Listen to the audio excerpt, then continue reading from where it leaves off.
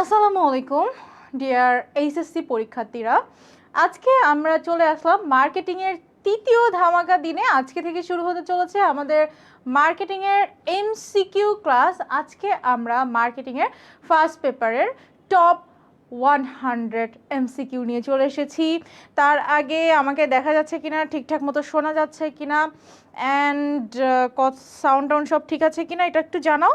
আর আজকে এই যে আমি বেছে বেছে আমাদের মার্কেটিং ফার্স্ট পেপার এবং সেকেন্ড পেপারে চ্যাপ্টার কয়টা বলো তো? 5টা করে চ্যাপ্টার। তো 5টা চ্যাপ্টার থেকে আমি খুব নিজের হাতে আমি আসলে স্লাইডটা তৈরি করছি, খুব বেছে বেছে। আমি এখানে দেখো তোমাদের জন্য কয়টা কোশ্চেন দিছি, টোটাল 100টা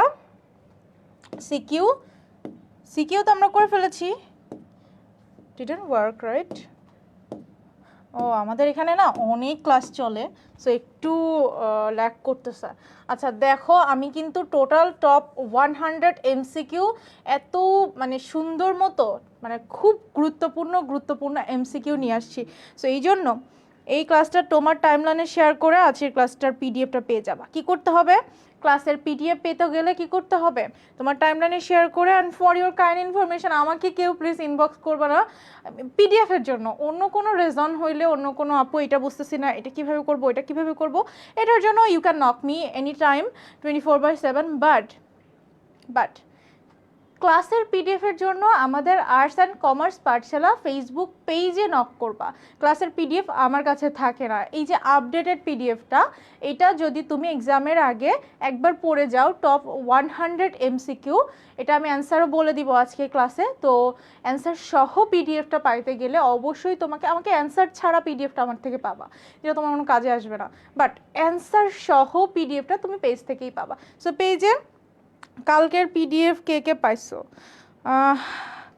সবাই তোমাদের টাইমলাইনে ক্লাসটা শেয়ার করে দেওয়ার পরে তারপরে কি করতে হবে?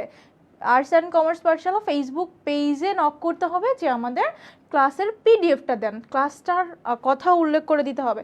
আমরা কিন্তু মার্কেটিংয়ের কত নম্বর ক্লাস করতেছি? মার্কেটিংয়ের 16, 17, 18 এবং 20 তারিখ ঠিক সন্ধ্যা 6টায় আমাদের ধারাবাহিক ক্লাসগুলো হচ্ছে। ও আজকে তোমাদের বলে রাখি, আজকে হচ্ছে যেহেতু এমসিকিউ ক্লাস, খুব বেশি সময় কিন্তু লাগবে না। অ্যান্ড আমাদের চ্যাপ্টার কয়টা? আমাদের চ্যাপ্টার কিন্তু মাত্র 5টা চ্যাপ্টার। বোথ আমাদের সবগুলোর জন্য 5টা চ্যাপ্টার। মার্কেটিং ফার্স্ট পেপারও 5টা চ্যাপ্টার, সেকেন্ড পেপারও 5টা চ্যাপ্টার। এখন 16 তারিখে আমরা সিকিউ করছি, সেকেন্ড পেপারের সিকিউ। ক্লাসটা না করে থাকলে করে আসতে পারো। আমাদের arts and commerce Pathshala Facebook page আছে এবং ইউটিউব চ্যানেল আছে। তারপরে আমরা এখানে করেছি ফার্স্ট পেপারের সিকিউ, টপ সিকিউ আমি একদম সাজেশন করে দিছি। ইনফ্যাক্ট কিভাবে সিকিউটা লিখতে হবে এটাও আমার ফার্স্ট ক্লাসে বলা আছে। অ্যান্ড তুমি ওখান থেকে 5টা চ্যাপ্টার থেকে 3টা চ্যাপ্টার অনেক গুরুত্বপূর্ণ, সেটাও আমি বলে দিছি। সেই 3টা আগে পড়ে বাকি 2টা পড়বা। অ্যান্ড কোন কোন জায়গা থেকে প্রশ্ন আসে সেটাও বলে দিয়েছি। 18 তারিখে আজকে আমরা অবস্থান করছি, রাইট? আমরা এখানে আছি, এই ধরো মেট্রো রেল চলতেছে, মেট্রো রেল চলতে গেলে এখানে আছি আমরা। হ্যাঁ, এখন এই জায়গাটা কিন্তু চলা বাকি। এখানে কি হবে? এখানে হচ্ছে সেকেন্ড পেপারের এমসিকিউ হবে ঠিক সন্ধ্যা 6টায়। আর আজকে 18 তারিখে কি হচ্ছে? আজকে 18 তারিখে ফার্স্ট পেপারের এমসিকিউ হচ্ছে টপ 100। ট্রাস্ট মি, এই 100টা এমসিকিউ খুব সুন্দর মতো যদি তুমি পড়ে যাও এক্সামের আগে, তুমি বেটার করবা। ওকে, ক্লাসের পিডিএফ দিয়ে দেওয়া হবে, কোনো সমস্যা নাই। ওকে, তাহলে আমরা আজকের ক্লাসটা শুরু করে দিচ্ছি। Everything okay? আমাকে একটু বলো, অ্যান্ড তুমি তোমার টাইমলাইনে শেয়ার করেছো কিনা। আমরা প্রথম এমসিকিউতে যাব। তার আগে তুমি কিন্তু এই এমসিকিউ, তোমার পরীক্ষা অলরেডি, তুমি হয়তো কিছু কিছু পড়েছো, তুমি এখন একটু দেখবা যে তুমি কতটা পারো কতটা পারো না। হ্যাঁ, সো আমি একটু দেখি লাইভগুলো চলতেছে কিনা, আমার ফোন থেকে একটু চেক করে দেখি।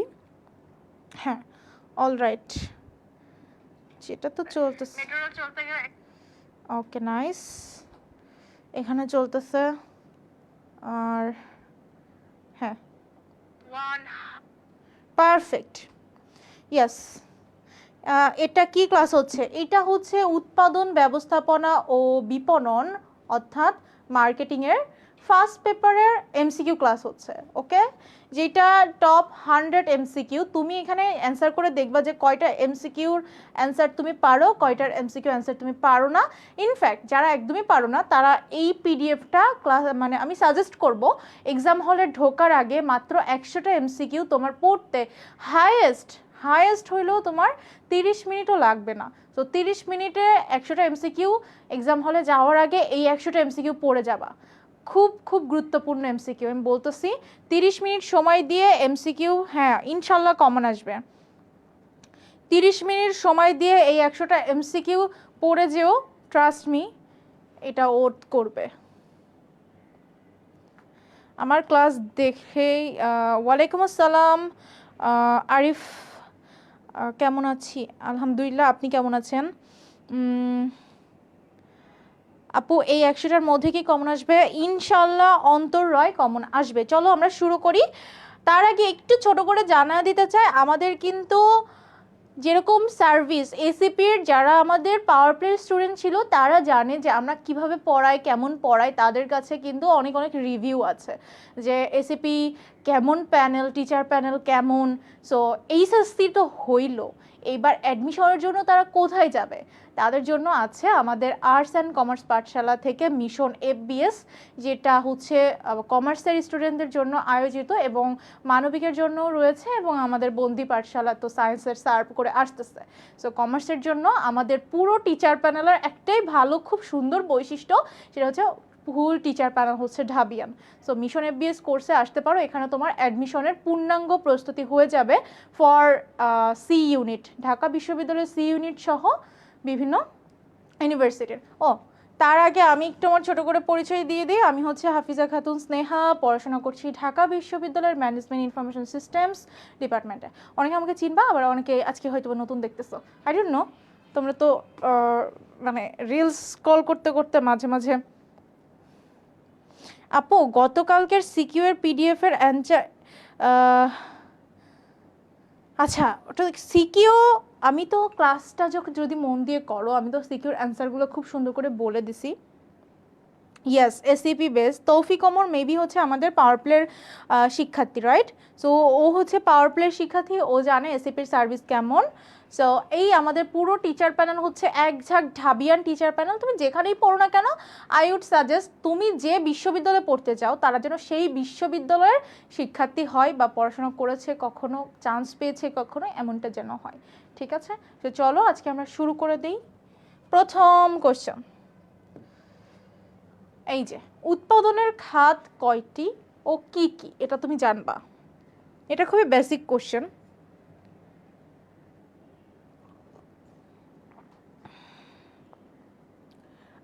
শাফি হাসান, অনেক সুন্দর লাগতেছে ম্যাম, থ্যাংক ইউ। বাট আমার সুন্দর লাগা দিয়ে কিছু দরকার নাই, তুমি দেখো ক্লাস কত সুন্দর লাগতেছে, এটা একটু দেখো। হ্যাঁ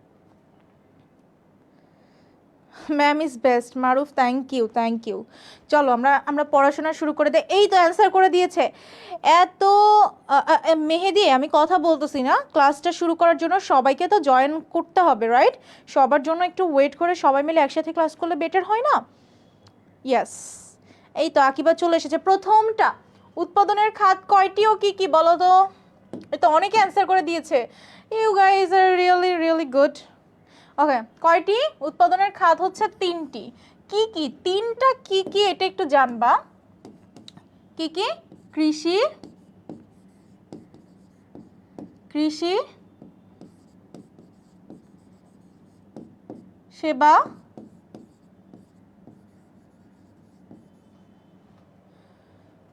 ঠিক বললাম? কৃষি সেবা শিল্প, উৎপাদনের খাত কয়টি ও কি কি জেনে গেলা। ওকে, এই তো আজকে দেখি অনেক পোটেনশিয়াল স্টুডেন্ট আসছে, এরা বুঝে গেছে যে এইখানে এতদিন কিন্তু এত সুন্দর সুন্দর অ্যান্সার কেউ দিত, মানে এত অ্যান্সার আসতো না এতদিন। এই 3 দিন যে ক্লাস, মানে গত 2 দিন যে ক্লাস নিয়েছি সিকিউর ক্লাস, এত অ্যান্সার কিন্তু আসতো না, অনেক হাবিজাবি কমেন্ট আসতো, আমরা কিন্তু অনেককে দেখেছি। হ্যাঁ, এখন দ্বিতীয় নম্বর কোশ্চেন দেখো, এই কোশ্চেনগুলো অনেক বেশি গুরুত্বপূর্ণ। যদি তুমি এই কোশ্চেন 100টার মধ্যে কেউ 90টা পারে, ইট মিনস সে অনেক বেটার প্রিপারেশন নিছে। তো তুমি দেখো 100টা কোশ্চেন পারো কিনা। আজকের ক্লাসটা ট্রাস্ট মি 1 ঘন্টা 20 মিনিট কি হাইস্ট গেলে 1.5 ঘন্টা যাবে। সো মাত্র অল্প সময়ের মধ্যে, দেখো পারো কিনা, কয়টা হয় আমাকে জানাবা দেখি। এখন হচ্ছে 200-র ওপরে লাইভে ক্লাস করতেছে মাশাল্লাহ। সো 200-র ওপরে আমাদের মার্কেটিংয়ে আসলে এত স্টুডেন্ট না, এটা যেহেতু অপশনাল সাবজেক্ট, 200-র ওপরে ক্লাস করা মানে এটা একটা হিউজ সংখ্যা। সো তোমরা দেখো শুরু থেকে মাত্র 1 থেকে 1.5 ঘন্টাও লাগবে, 100টা এমসিকিউ আমরা সলভ করে ফেলি। হ্যাঁ, কার কয়টা হয় আমাকে জানাবা। কি অ্যান্সার করছো? ভুল অ্যান্সার হয়েছে। হ্যাঁ হ্যাঁ একজনের অ্যান্সার ঠিক পাইছি আমি। কে এটা? রিন, তৌফিক, রাহাম, আরজু, কি রশি, জাকারিয়া। হ্যাঁ, আমি কি তোমাদের নামগুলো ঠিক বলতেছি? ফাহাদ, জাকারিয়ার অ্যান্সার হয় নাই। বৃষ্টি, যাদের নামগুলো বলতেছি তাদের অ্যান্সারগুলো সঠিক। উৎপাদন বাড়লে নিচের কোনটি বাড়ে? উৎপাদন বাড়লে কোনটি বাড়ে বলো তো? উৎপাদন বাড়লে কোনটি বাড়বে? আমি এটা সিকিউরতে বলছিলাম, আমার উৎপাদন যখন বাড়বে তখন আমার বাজার বাড়বে? বাজার তো বাড়বে না। ভোগ বাড়বে? বাড়বে না। মূল্য বাড়বে না। উৎপাদন বাড়লে, উৎপাদন করা মানে কি? উৎপাদন মানে হচ্ছে আমার কোনো একটা ব্যবহার অনুপযোগী পণ্যকে চূড়ান্ত পণ্যে রূপান্তর করা। তো এই যে একটা অব্যবহারযোগ্য পণ্যকে চূড়ান্ত পণ্যে যে রূপদান করা হচ্ছে, এর জন্য কি অনেক মানুষের প্রয়োজন না? এটাতে অনেক বড় সংখ্যা একটা কর্মসংস্থান হয়। এই জন্য এটার অ্যান্সার হচ্ছে কর্মসংস্থান। যারা কর্মসংস্থান অ্যান্সার করেছে, ভেরি গুড। 2টা হয়ে গেল আমাদের। 3rd number. আসসালামু আলাইকুম আপু, লাভ ফ্রম বগুড়া। ওয়ালাইকুম আসসালাম উম্মে হাবিবা, থ্যাংক ইউ। পরের কোশ্চেন দেখি কে কে পারো, কে কে পারো দেখি।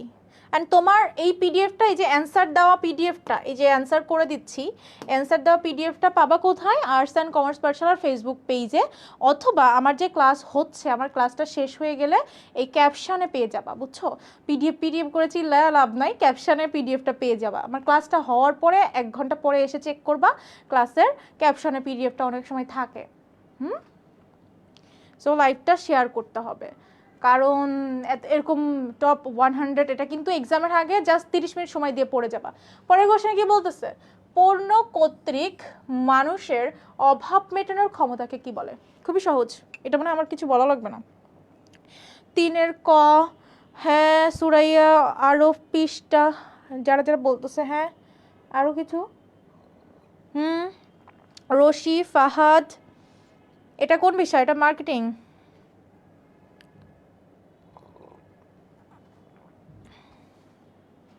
ঠিক আছে, পণ্য কর্তৃক মানুষের অভাব মেটানোর ক্ষমতা কি? মানুষের অভাব মেটানোর ক্ষমতা হচ্ছে উপযোগ। যেমন এমন কিছু যেটা মানুষের অভাব পূরণ করতে পারে, সেটা হচ্ছে উপযোগ। ধরো তোমাদের স্নেহাপুর এখন পানি পিপাসা পাইছে, এই পানির সেটা সক্ষমতা আছে বা সামর্থ্য আছে আমার তৃষ্ণাটা মেটানোর।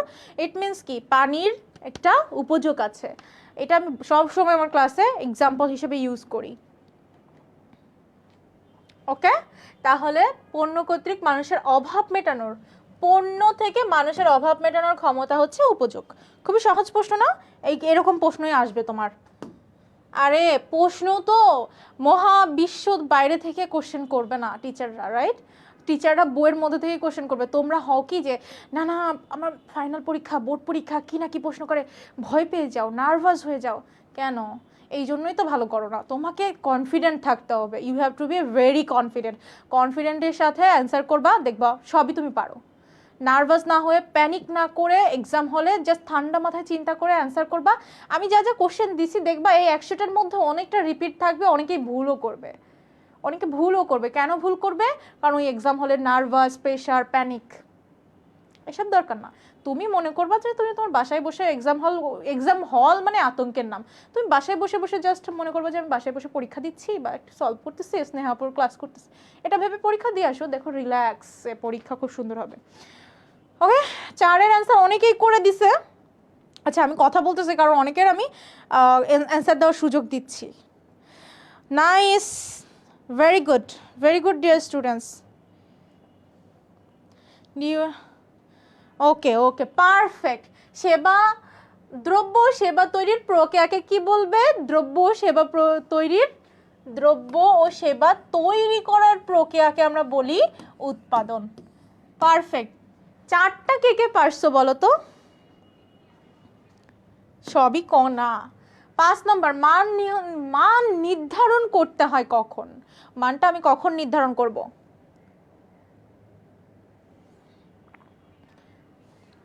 মান কখন নির্ধারণ করব? মান নির্ধারণ করতে হয় কখন বলো? উৎপাদন করার আগে নাকি উৎপাদন করার শেষে নাকি উৎপাদন করার সময়ে? মান কখন নির্ধারণ করব? ধরো আমি একটা ম্যাজিক পেন বানাবো, এই ম্যাজিক পেন বানানোর জন্য আমার এই ম্যাজিক পেনের মানটা কীরকম হবে সেটা আমি কখন নির্ধারণ করব বলো তো, কে কে পারো?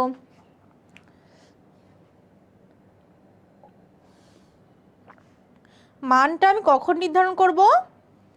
উৎপাদন করার, কারেক্ট অ্যান্সার হয়েছে, অনেকের অ্যান্সার হয়েছে উৎপাদন করার পূর্বে, মানে উৎপাদন করার আগে। আমি মান তো পরে নির্ধারণ করে লাভ নাই, কারণ আমার পণ্যের মানটা কেমন হবে সেটা তো আগে নির্ধারণ করতে হবে, তাই না? এই যে আমাদের এই যে চাতে হচ্ছে চার মানটা কীরকম হবে, চিনি দিয়ে বানাবো নাকি চিনি ছাড়া বানাবো, এটা তো আগে থেকেই, বানানোর আগে থেকেই এটা সিদ্ধান্ত নিতে হবে, রাইট? সো মান কখন নির্ধারণ করতে হয়? উৎপাদন করার পূর্বে। পারফেক্ট। সবার কি সব হচ্ছে? এই কোশ্চেনগুলো এক্সামে আসবে। প্রাকৃতিক প্রদত্ত সম্পদকে মানুষের ব্যবহার উপযোগী করে তোলা হয় কিসের মাধ্যমে? একটু পরে কঠিন প্রশ্ন আছে, এত সহজ সবসময় থাকবে না। ইয়েস, আগে মান নির্ধারণ করবো হাবিবা।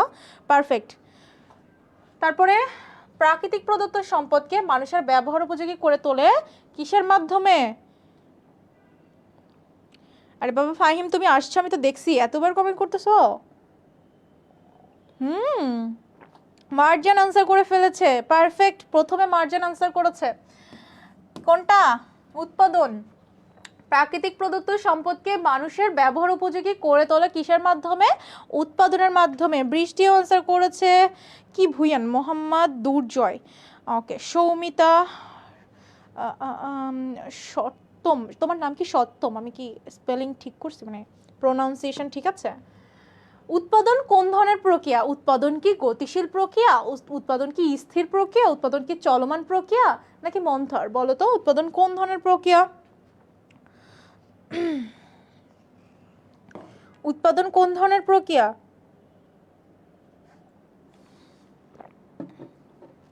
বলো বলো, উৎপাদন কোন ধরনের প্রক্রিয়া? চিনি ছাড়া দাও না, খেয়ে ফেলছি অলরেডি, আবার দাও। উৎপাদন কোন ধরনের প্রক্রিয়া? গতিশীল প্রক্রিয়া নাকি স্থির প্রক্রিয়া নাকি চলমান প্রক্রিয়া? মনে রাখবা উৎপাদন সবসময় একটা চলমান প্রক্রিয়া। কেন চলমান প্রক্রিয়া? কারণ ধরো প্রথম স্লটে আমি ম্যাজিক পেন বানাইছি, প্রথম স্লটে আমি কিন্তু 100টা বানায় আমার এটা বন্ধ করে দেইনি, বন্ধ করে দিলে সেটা স্থির হয়ে যেত। আমি কিন্তু ক্রমাগত উৎপাদন, মানে যত আমার মার্কেটে চাহিদা আছে সেই অনুযায়ী আমি কিন্তু উৎপাদন করতেই আসি। একটা ধারণা নিচ্ছি মার্কেট সম্পর্কে, উৎপাদন করতেই আসি, ইট মিনস কি চলমান।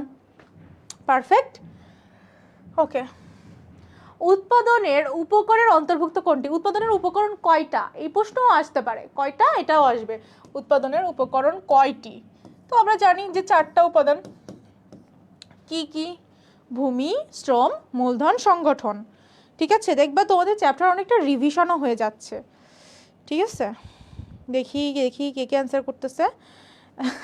চিনি ছাড়া শুনে ফেলছো না? শোনো, হু কেয়ারস।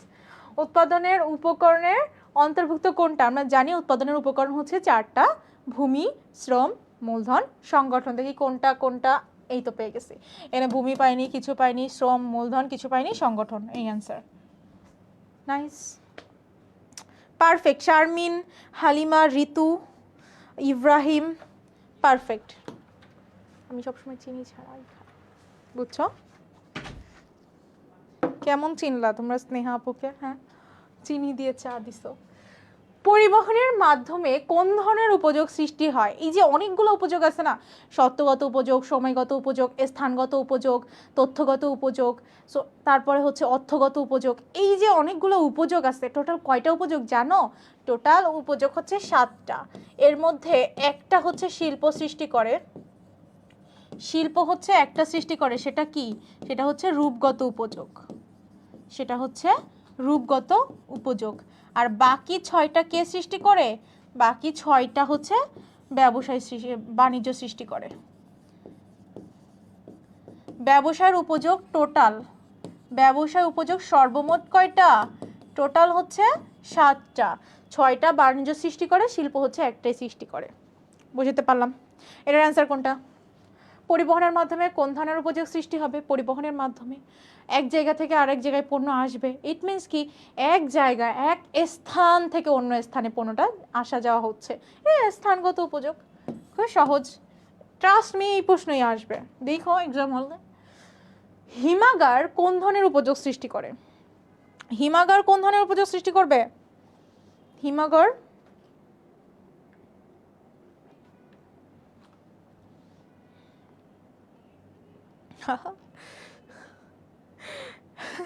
কেন কেন চিনি ছাড়াও?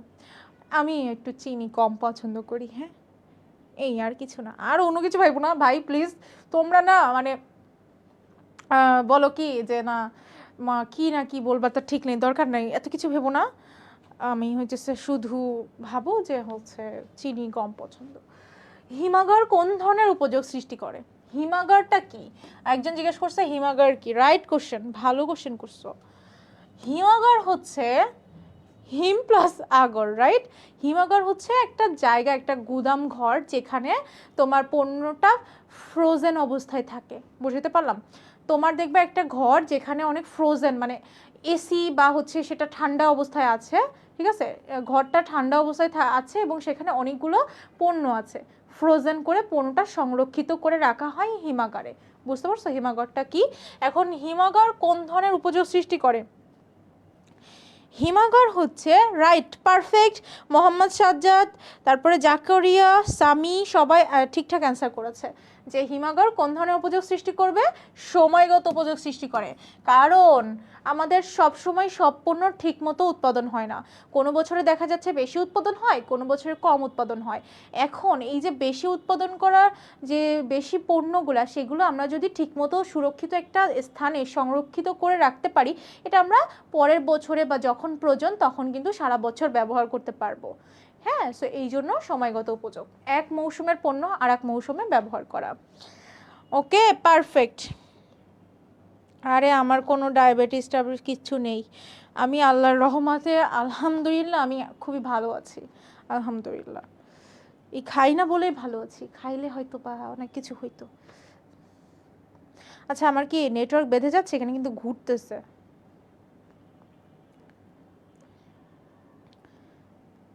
শোনো, আমাকে একজন শিখাইছে আমি যা পাই তা খাই না, তো এই কথাটা আমার ভালো লাগছে। আমিও এটা মেনটেন করি যে আমি যা পাই সেটা খাবো না, হ্যাঁ, একটু মানে মেনটেন করে খাবো। পরের কোশ্চেন, ক্রয় বিক্রয় কোন ধরনের উপযোগ সৃষ্টি করে? এটা কিন্তু অনেক গুরুত্বপূর্ণ, অনেকে এটা আগের দিন কিন্তু বুঝেছি। নেট প্রবলেম হচ্ছে, দাঁড়াও দাঁড়াও দাঁড়াও দাঁড়াও, নেট প্রবলেম।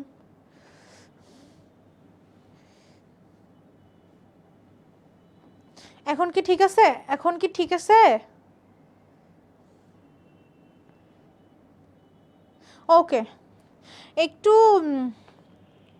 এখন ঠিক আছে, আমি এখন দেখতে পাচ্ছি।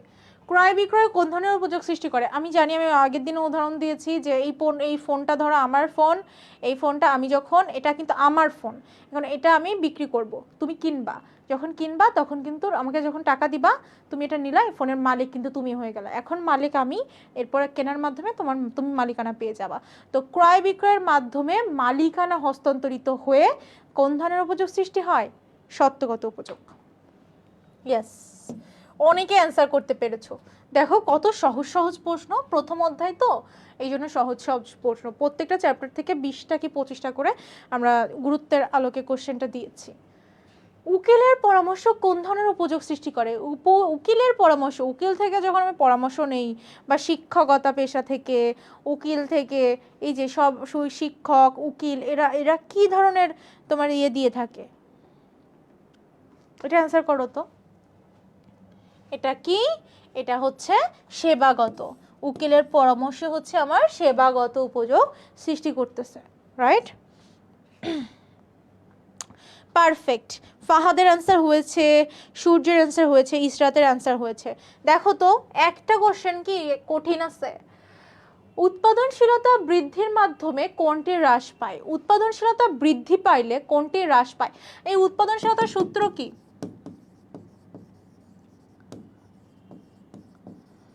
উৎপাদনশীলতার সূত্র কি? উৎপাদনশীলতার সূত্র হচ্ছে মোট উৎপাদনের মূল্য, মোট উৎপাদনের মূল্য ডিভাইডেড বাই নিচে কি থাকবে? মোট উপকরণের মূল্য, মোট উপকরণের মূল্য। এখন যখন আমার উৎপাদনটা বেড়ে যাবে, এই যে উৎপাদনশীলতা যখন বেড়ে যাবে, ইট মিনস কি? উৎপাদনশীলতা যখন বাড়বে, উৎপাদনশীলতা যখন বাড়লো তার মানে আমার এইটা বাড়বে, ওপরেরটা বাড়বে। এটা যখন বেশি হবে তখনই তো এটা বাড়বে, রাইট? ভালো করে দেখবা আমি কিভাবে বোঝাতে চাচ্ছি, এটাকে ক্যাচ করো। ওপরেরটা যখন বেশি হবে তখনই কিন্তু এটা বাড়বে, নিচেরটা বেশি হলে বাড়বে না। তার মানে কি? নিচে যা আছে এগুলো সব কমবে, নিচে যা আছে এগুলো সব কমতে হবে। তো নিচে কি আছে? মোট উপকরণের খরচগুলা, মোট উপকরণের সাথে যেসব ব্যয়গুলা, যতগুলো ব্যয় থাকে তো সেইগুলা কি কি? সেইগুলা হইতেছে আমার কাঁচামাল খরচ।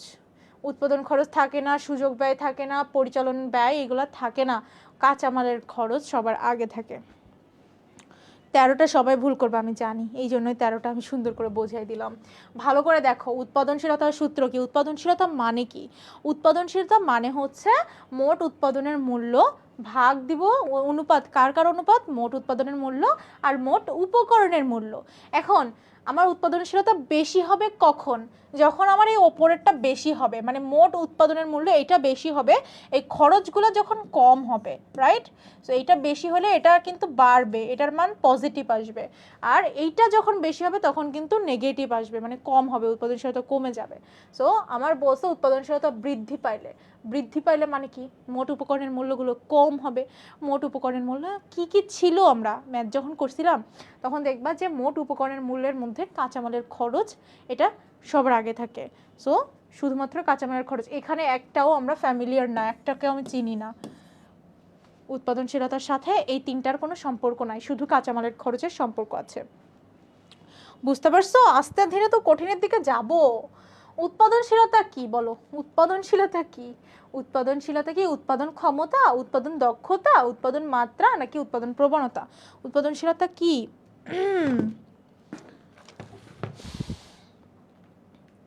উৎপাদনশীলতা কি বলো?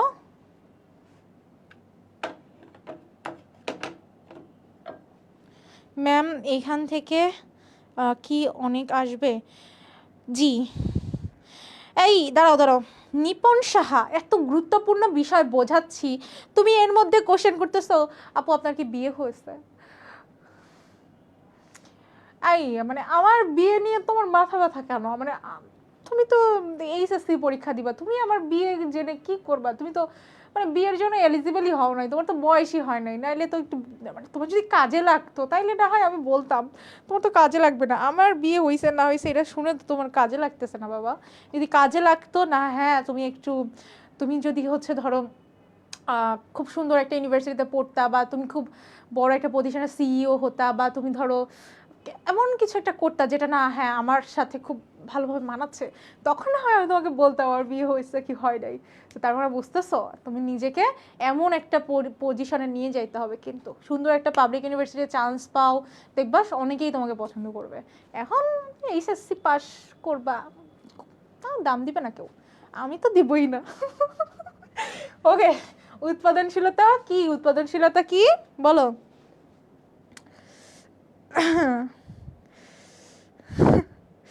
আপুর রাগ করার ধরনটা জোশ ছিল। এই আমি তো রাগ করি না, কি বলো? হ্যাঁ হ্যাঁ বাদ দিছি, অ্যান্সার করো ওমর।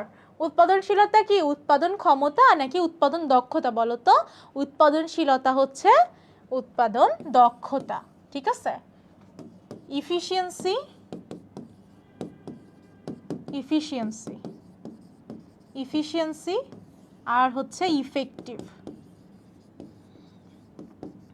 দুইটা ওয়ার্ড তোমরা খুব সুন্দর করে জেনে রাখো, একটা হচ্ছে ইফেক্টিভ আর একটা হচ্ছে ইফিসিয়েন্সি। তো উৎপাদনশীলতা মানে হচ্ছে প্রোডাক্টিভিটি। প্রোডাক্টিভিটি যখন মানে কি দক্ষতা, উৎপাদন দক্ষতা, আমার উৎপাদনের দক্ষতাটা বোঝা যায় উৎপাদনশীলতার মাধ্যমে। সি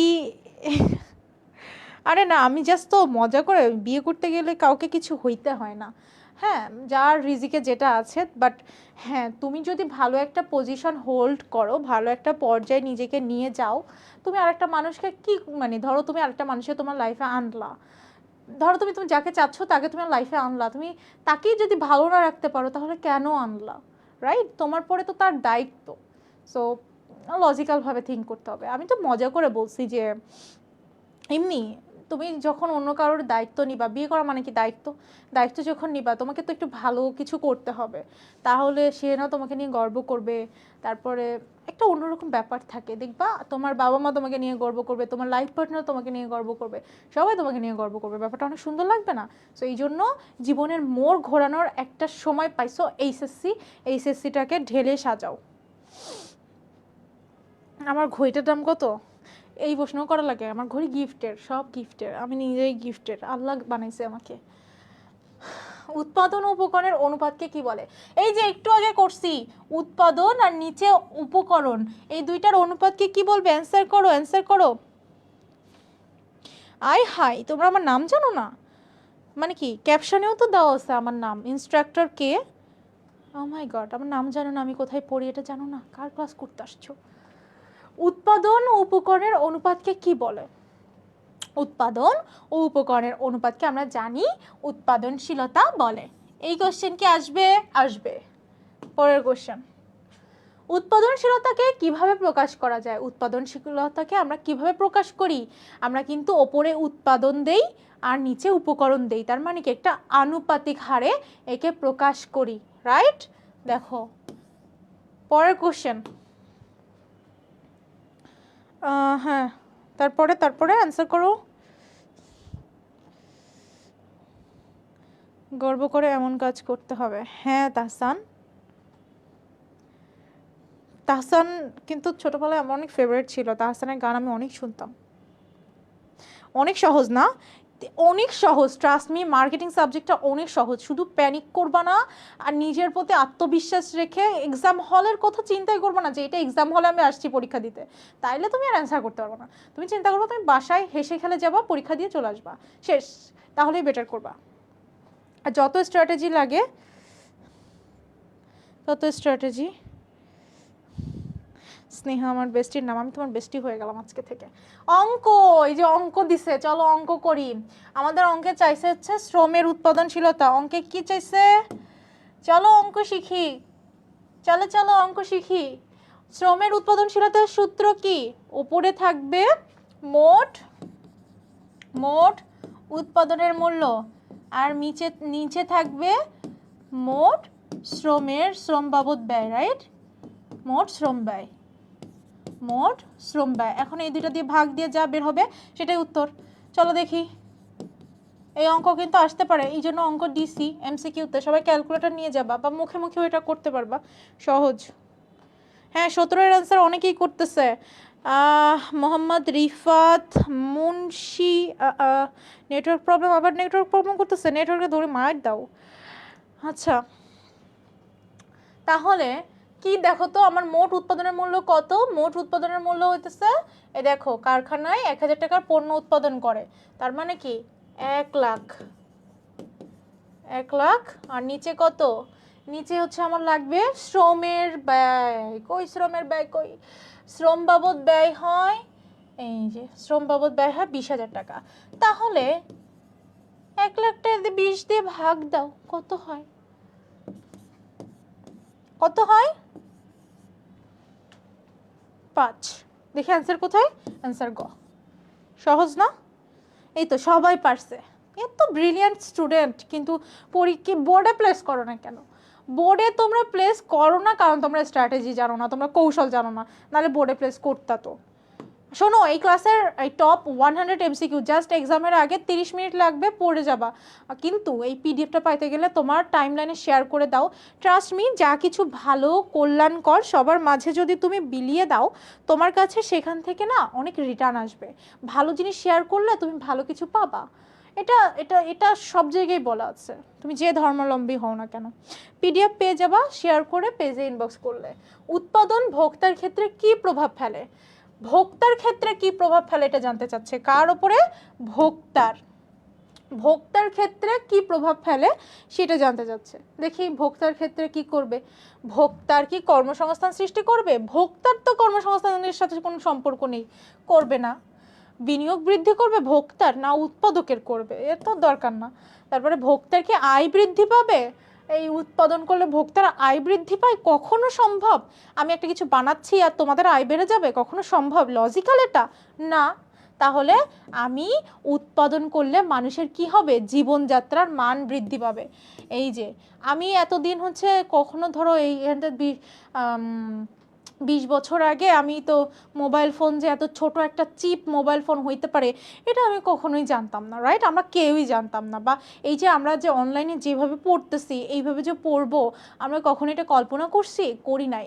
এই যে মানুষের জীবনযাত্রার মানটা বাড়ছে, কারণ কি? আমরা কোনো কিছুকে চূড়ান্ত পণ্যে পরিণত করতে সক্ষম হয়েছে, এই জন্যই। বুঝতে পারছি? বুঝতে পারছো? কণ্ঠ কিন্তু সেই, মানে কি, আমার কণ্ঠ এরকমই ভাই। আমাকে না দেখে, আমার কণ্ঠ না দেখে পড়াশোনাটা কর, মানে ট্রাস্ট মি, তুমি এর থেকে বেটার পাবা, এর থেকে বেটার। তুমি এটা কল্পনা করতেছো না। হ্যাঁ, পরের কোশ্চেন। আমি বলছি 100টার মধ্যে কার কয়টা হয়? আমার ক্লাস কিন্তু বেশিক্ষণ হবে না, ট্রাস্ট মি। তোমরা মনে করতেছো এখন 19 নম্বরে আছে, মাঝখানে দেখবে হঠাৎ করে কত ফাস্ট চলে যাচ্ছি। একটু কথা মাঝে মাঝে বলতে হয়। সংযোজিত মূল্যের পরিমাণকে মোট রূপান্তর মূল্য দিয়ে ভাগ করলে কোনটা পাওয়া যায়? মানে আমি সংযোজিত মূল্যের পরিমাণ ভাগ দিব মোট রূপান্তর মূল্য, ভাগ দিয়ে আমি কি পাবো? ভাগ দিয়ে আমি কি পাবো সেটা এখানে জানতে চাইছে। অ্যান্সার করে দাও, অ্যান্সার করে দাও। যা সবাইকে ভাই বানাই। আপু 2x পড়া, হ্যাঁ 2x পড়াবো, 2x। আপনি অনেক সুন্দর, আপনি পড়ানো অনেক সুন্দর, থ্যাংক ইউ। আমি সুন্দরই পড়াই, অনেক ব্রিলিয়ান্ট। পড়াশোনা অর্ধেক ভুলে যায়, কোনো সমস্যা নেই। ওয়ালাইকুম আসসালাম শিহাব, পাওয়ার প্লেস স্টুডেন্ট, দেখেই চিন্তা করছি। আচ্ছা, তাহলে সংযোজিত মূল্যের পরিমাণ আমি ভাগ দিব মোট রূপান্তর মূল্য দিয়ে, কি পাবো? আর্থিক উৎপাদনশীলতা, এটা কিন্তু সূত্র। ওকে, পরের কোশ্চেন। উৎপাদনশীলতা কিসের উপর নির্ভর করে? এই আবার হচ্ছে 30 নম্বরে গিয়ে গল্প করবো, হ্যাঁ 10টা সলভ করে নাও দ্রুত। উৎপাদনশীলতা কিসের উপর নির্ভর করে? উৎপাদনশীলতা কিসের উপর নির্ভর করে? আমি 2x চলে গেছি। উৎপাদনশীলতা কিসের উপর নির্ভর করবে? উৎপাদনশীলতা কি আমার মূলধনের উপর নির্ভর করবে? উৎপাদনশীলতা কি আমার উৎপাদন নিয়ন্ত্রণের উপর নির্ভর করবে, নাকি মান নিয়ন্ত্রণের উপরে, নাকি উৎপাদন দক্ষতা? কিসের উপর নির্ভর করবে? উৎপাদনশীলতা কিসের উপর নির্ভর করবে? বলো বলো বলো। উৎপাদনশীলতাটা আমার, হ্যাঁ অনেকের অ্যান্সার হয়েছে। আরে না আতিয়া, আমি ছেলেদের না মেয়েদের কমেন্ট বেশি পড়ি, আমার হচ্ছে অবসেশন ছেলেদের প্রতি। আমি হচ্ছে অত কমেন্ট দেখাই না, হ্যাঁ মানে ওরা ওরা কেমন কেমন কমেন্ট করে না, ওই জন্য ওদেরটা রিপ্লাই দিতে হয়। সো উৎপাদনশীলতা কিসের ওপর নির্ভর করে? উৎপাদনশীলতা উৎপাদন দক্ষতার ওপরে নির্ভর করে, মূলধনের ওপর কিন্তু কখনোই নির্ভর করে না। উৎপাদনশীলতা উৎপাদন দক্ষতার উপর ডিপেন্ড করে। পরের কোশ্চেনে যাচ্ছি। পরের কোশ্চেন হচ্ছে অর্থনীতির দৃষ্টিকোণ থেকে উৎপাদনের উপকরণ কয়টি? অর্থনীতির দৃষ্টিকোণ থেকে হোক আর যে দৃষ্টিকোণ থেকে হোক, এসব দেখে তো আমি ঘাবড়াবো না বাবা। আমি জানি উৎপাদনের উপকরণ 4টা, ভূমি শ্রম মূলধন সংগঠন। তাহলে 4টা, ভূমি শ্রম মূলধন সংগঠন, যার উপকরণ হোক, যার দৃষ্টিকোণ হোক। উৎপাদনের কোন উপকরণ পচনশীল? কোন উপকরণটা পচনশীল? দেখো আমরা কিন্তু 2nd নাম্বার চ্যাপ্টারে ঢুকে গেছি। কত নম্বরে আছি আমরা এখন? আমরা কিন্তু উৎপাদনের উপকরণ চ্যাপ্টারে চলে আসছি। কোনটা পচনশীল বলো তো?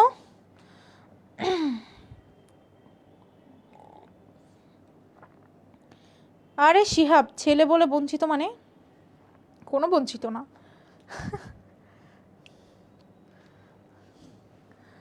উৎপাদনের কোন উপকরণ পচনশীল? কোনটা পচনশীল? ভূমি কি পচে যায়?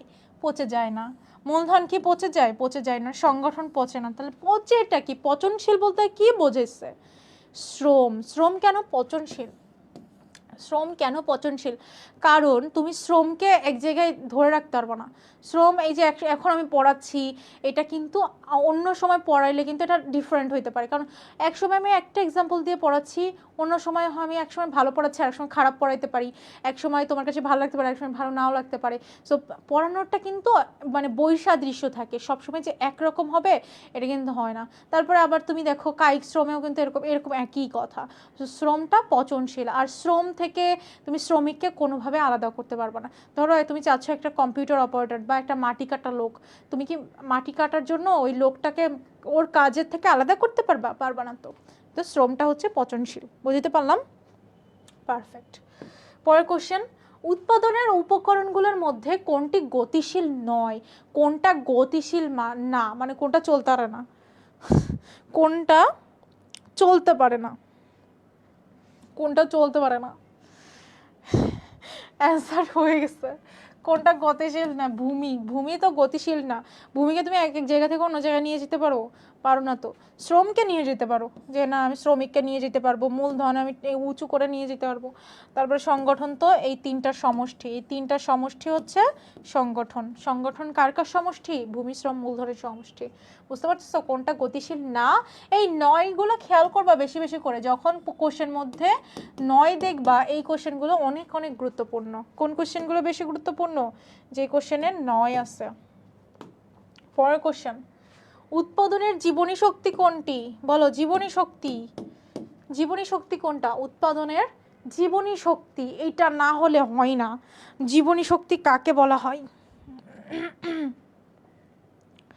জীবনী শক্তি বলতে কি বলো তো?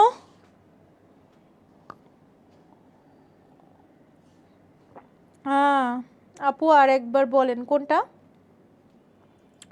ওই অলমোস্ট 300 মতো স্টুডেন্ট তোমরা আছো, তোমরা অ্যান্সার করো খুব সুন্দর মতো। আমার চেহারাটা ঠান্ডা হয়ে গেছে তোমাদের জন্য।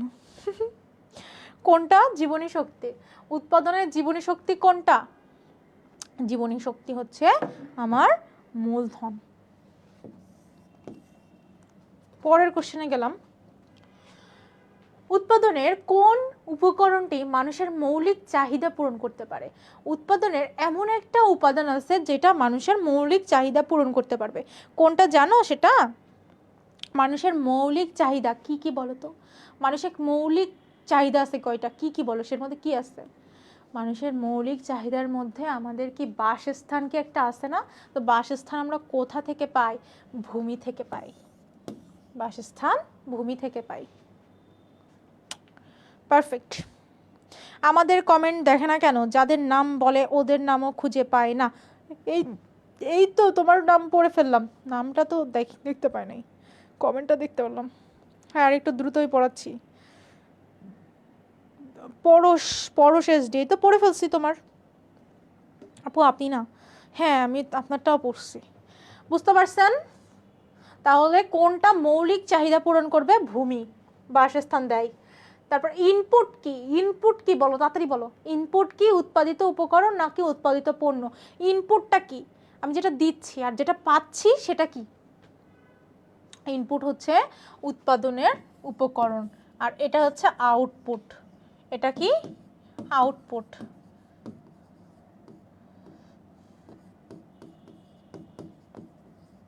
আউটপুট মানে কি? যেটা আমি ধরো একটা কিছু দিলাম, ধরো আমি এখন মেট্রো রেলের কার্ডের মধ্যে 500 টাকা লোড করলাম, আর মেট্রো রেল কার্ড আমাকে ধরো হইতেছে সার্ভিস দিচ্ছে, তো এই যে সার্ভিসটা পাচ্ছে এটা হচ্ছে আউটপুট।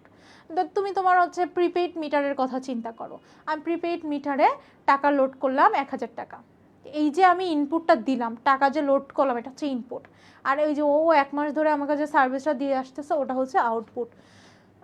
বোঝাইতে পারলাম? পরের কোশ্চেন, সংগঠন কিসের সমন্বয়? সংগঠন তিনটা আমি বলছি, ভূমি, শ্রম, মূলধনের সমন্বয়। 2x এ চলে যাচ্ছি। হ্যাঁ ইয়েস, 26-এর ক বলে দিছে। পারফেক্ট। সাব্বির মুন্সি কেন 26-এর খ বলছো? ভূমি শ্রম প্রযুক্তির না, কখনোই প্রযুক্তি না। আমার সংগঠন হচ্ছে উৎপাদনের উপকরণের মধ্যে ভূমি শ্রম মূলধন এই তিনটার সমন্বয় বা সমষ্টি। সব মানবীয় ও অমানবীয় সম্পদ একত্রিত করা হয় কিসের মাধ্যমে? সব মানবীয় অমানবীয় সম্পদ এক জায়গায় একত্রিত করা হবে কিসের মাধ্যমে? কিসের মাধ্যমে একত্রীকরণ করা হবে? অবশ্যই সংগঠনের মাধ্যমে একত্রীকরণ করা হবে, কারণ ভূমি শ্রম মূলধন এটা সবকিছু এই সংগঠনের মধ্যে সমন্বয় করা হয়, সবকিছু একত্রীকরণ করা হয়। কি লিখছো ম্যাম? 27 নম্বরের আনসার এটা দিয়েছো। একটু আগে আম্মু আমাকে বকা দিল শুধু আপনার জন্য, বলে এইভাবে আপনাকে মেসেজ বিরক্ত না করে আমাকে পড়ানোর জন্য।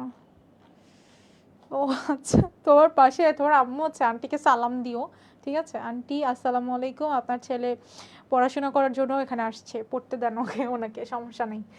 পরের কোশ্চেন, কত নাম্বার? চলো, যে সংগঠনের মূল উদ্দেশ্য কি? মূল উদ্দেশ্য জনকল্যাণ, জনগণের কল্যাণ সাধন করা। সেটা কি? আমরা জানি শুধুমাত্র সরকার বা রাষ্ট্র কর্তৃক পরিচালিত, গঠিত ও নিয়ন্ত্রিত সংগঠন হচ্ছে রাষ্ট্রীয় সংগঠন। এই রাষ্ট্রীয় ব্যবসায় বা সংগঠনগুলো কি করে? জনকল্যাণের উদ্দেশ্যে ব্যবসায় করে। তো দেখি কোথায়, হ্যাঁ আছে তো, রাষ্ট্রীয় ব্যবসায়। তাহলে জনকল্যাণ করা কার উদ্দেশ্য? রাষ্ট্রীয় ব্যবসায়ের।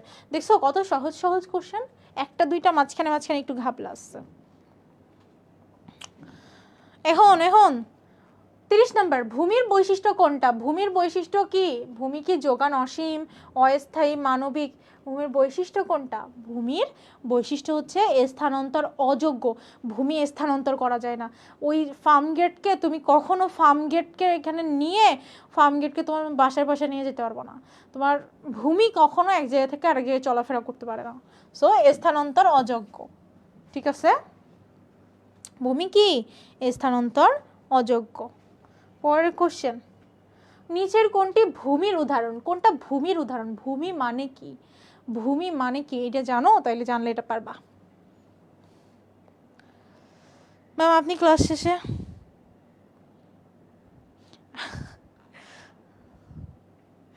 আরে বাবা খাওয়া দাওয়া, আচ্ছা আচ্ছা আচ্ছা ঠিক আছে, হ্যাঁ হয়েছে, অ্যান্সার করো। ভূমি কোনটা? এই তো তাওহীদ,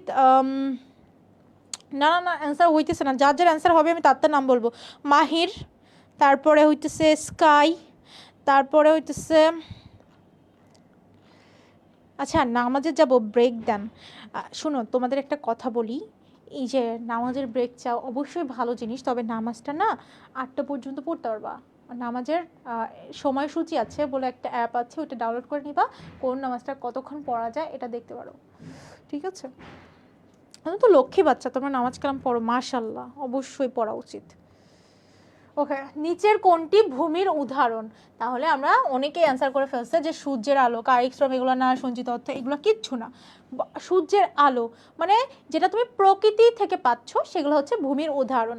পরের কোশ্চেন, উৎপাদন গতিশীল উপাদান কোনটি? উৎপাদনের গতিশীল একটা উপাদান আছে, উৎপাদনের একটা গতিশীল উপাদান আছে, সেই গতিশীল উপাদানটা কি? তাড়াতাড়ি অ্যান্সার করো, কমেন্ট দেখতেছি। উৎপাদনের গতিশীল উপাদানটা কোনটা? দ্রুত দ্রুত। একটা হইতেছে গতিশীল, মানে এক জায়গা থেকে আরেক জায়গায় নিয়ে যাওয়া যায়। এটা কি ক্লাস হইতেছে? মাত্র আসছি। কি বলে তোমার নাম কি? সাব্বির। এটা হইতেছে উৎপাদন ব্যবস্থাপনা ও বিপণন, মার্কেটিং। ফার্স্ট পেপারের এমসিকিউ হচ্ছে টপ 100 এমসিকিউ।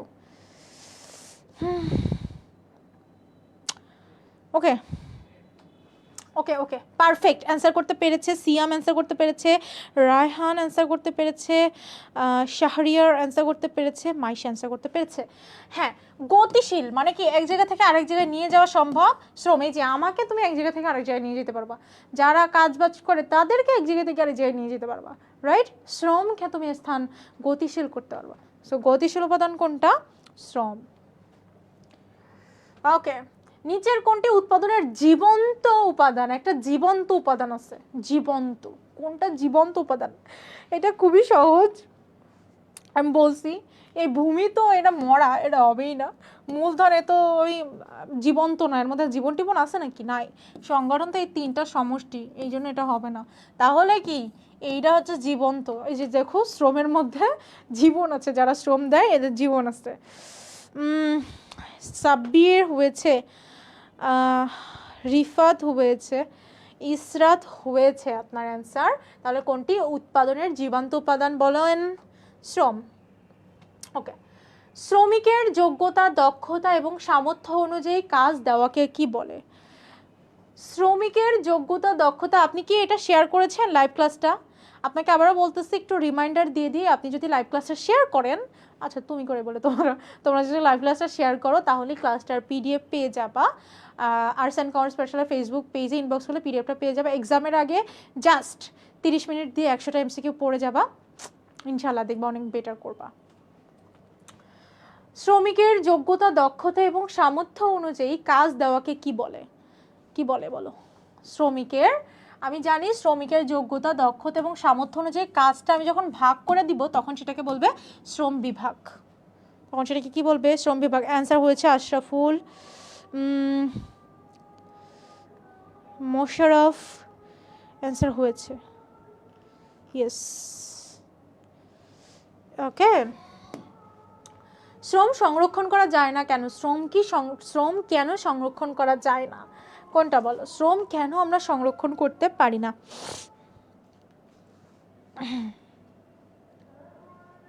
শ্রম কেন আমরা সংরক্ষণ করতে পারি না?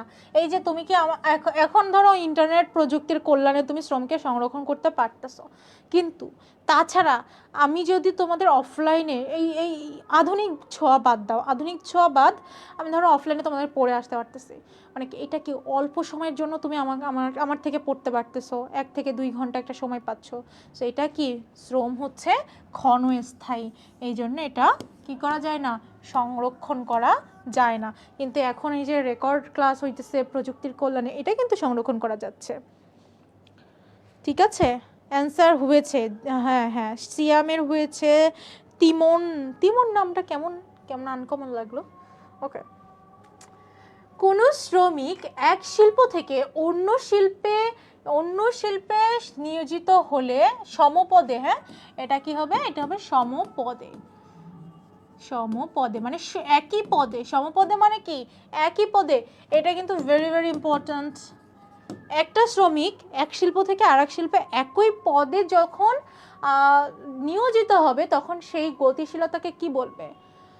নিয়োজিত হলে সেটাকে বলবে শ্রমের গতিশীলতা। আর যখন এই যে এক শিল্প থেকে একই শিল্পে যখন সে হবে, একই শিল্পে ধরো সে ছিল এখান থেকে একই শিল্পে, শুধু তার স্থানটা পরিবর্তন হয়েছে, তখন সেটা হবে আনুভূমিক। কি হবে তখন? সেটা হচ্ছে আনুভূমিক, এই যে আনুভূমিক। আর যখন হবে কি এক শিল্প থেকে অন্য আরেকটা শিল্পের অন্য পদে, সমান পদে না, তখন হবে কি উলম্ব। ঠিক আছে, এই যে তখন এটা হবে। তাহলে কি যখন সমপদ থাকলে কি হয়? আনুভূমিক হয়। হয়েছে? পরে যাচ্ছি। উৎপাদনের উৎপাদিত উপাদানকে কি বলে? উৎপাদিত উপাদানকে কি বলবে? উৎপাদিত মানে আমার উৎপাদন হবে, তো উৎপাদন করা হয় কাকে? উৎপাদন করা হয় মূলধনকে। উৎপাদন করা হবে কাকে? উৎপাদন করা হবে মূলধনকে, মনে থাকবে। হ্যাঁ, কান্নাকাটি করো কেন? উৎপাদিত একটাই, মানে উৎপাদনে আমরা মূলধনের মধ্যে কি টাকা পয়সাও আছে না, যন্ত্রপাতি আছে, জিনিসপত্র, সম্পদ আছে। সো এই যে আমরা কিন্তু উৎপাদন করার মাধ্যমেই কি করি? টাকা পয়সা উৎপাদন করতে পারি, রাইট? সো উৎপাদিত কোনটা? উৎপাদনের মধ্যে উৎপাদন করা হয় কোনটা সেটা জানতে চাইছে। উৎপাদনের মধ্যে উৎপাদন করা হয় মূলধনকে। মূলধনের পারিতোষিককে কি বলে? মূলধন থেকে আমরা যে রিটার্নটা পাই সেটাকে কি বলবে? ধরো তুমি ব্যাংকে 10 লাখ টাকার একটা মূলধন রাখলা জমা, এখন এটার পারিতোষিককে কি বলবে? মানে ওখান থেকে যে রিটার্নটা তুমি পাবা সেটাকে কি বলবে? অবশ্যই সুদ বলবে, মজুরি, খাজনা এসব কিছু না। কি বলবে মূলধনের পারিতোষিককে?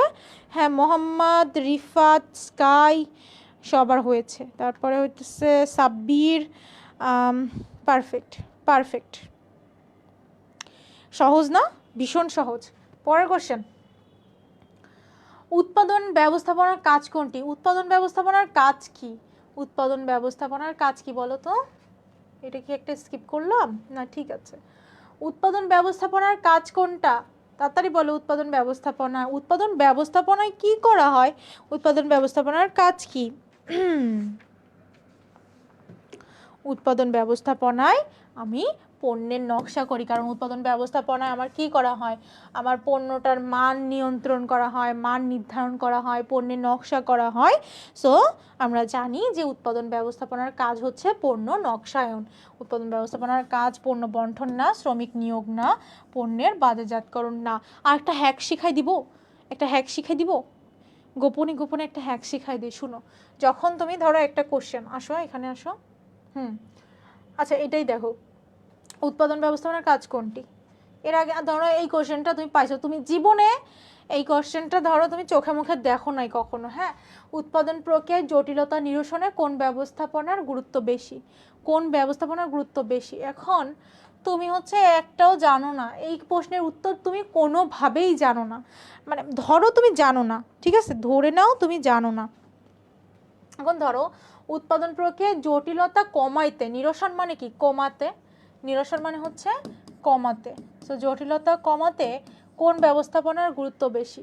তো তুমি জানো যে এই তিনটা থেকে একটা হবে, সাধারণ কোনোভাবে হবে না, ঠিক আছে। তার মানে তোমার এখন উত্তর হওয়ার চান্সেস কিন্তু তিনটা থেকে একটা। তার মানে তুমি ভালো করে আবার একটু ভাববা যে উৎপাদন প্রক্রিয়ার জটিলতা কমানোর জন্য কোন ব্যবস্থাপনার গুরুত্ব বেশি? কোন ব্যবস্থাপনার গুরুত্ব বেশি? পণ্য? পণ্য তো কোনোভাবেই হবে না। কারণ পণ্য কেন হবে না? যে আমার উৎপাদন প্রক্রিয়ার সাথে কোনটা জড়িত? উৎপাদন প্রক্রিয়ার সাথে উৎপাদনের জটিলতা কমাইতে আমার একটা ব্যবস্থাপনা লাগবে, সেই ব্যবস্থাপনা কোনোভাবে পণ্য হইতে পারে না। এখন তোমার এই দুইটা থেকে অ্যান্সার হবে, তার মানে কি তোমার 50-50 চান্স আছে। অ্যান্সার যদি এইটা হয়, হইলো, এটা হয়, এটা হইলো, তো যেটাই হোক না কেন তোমার কিন্তু যদি যখন তুমি দুইটা অপশান বাদ দিতে পারতেছো, একটা অ্যান্সার হবে। তার মানে কি তোমার এখান থেকে 50-50 চান্স আছে অ্যান্সার হওয়ার। সো আমরা জানি যে উৎপাদন প্রক্রিয়ার জটিলতা কমাইতে কোন ব্যবস্থাপনার গুরুত্ব বেশি? উৎপাদন ব্যবস্থাপনার গুরুত্ব বেশি। কারণ এখানে একটাই ব্যবস্থাপনা, মান ব্যবস্থাপনা এখানে হবে না, সার্বিক মান ব্যবস্থাপনা, ওটা অনেক ইন ডিপে। আমার উৎপাদনের জটিলতা কমাইতে উৎপাদন ব্যবস্থাপনাই দরকার, কারণ উৎপাদন এখানে অন্য কিছু বলে নাই, এখানে আমার উৎপাদন প্রক্রিয়ার জটিলতা কমানোর জন্য উৎপাদন ব্যবস্থাপনাই দরকার হবে। বুঝতে পারলাম? হ্যাঁ, তাহলে উৎপাদন ব্যবস্থাপনায় পার্টের পূর্ণরূপ কি? সিএমপি এর পূর্ণরূপ কি? এগুলো কিন্তু প্রশ্ন আসবে একটু পরে, আছে হয়তো আমি দিছি। উৎপাদন ব্যবস্থাপনায় পার্ট, সিএমপি ইত্যাদি কোন যুগে ব্যবহৃত হয়? এই যে পার্ট, তারপরে সিএমপি, এটা কি? এটা নিয়ন্ত্রণের সাথে জড়িত। কার সাথে জড়িত? নিয়ন্ত্রণের সাথে জড়িত। এগুলা কোন যুগে ব্যবহৃত হয় বলো তো?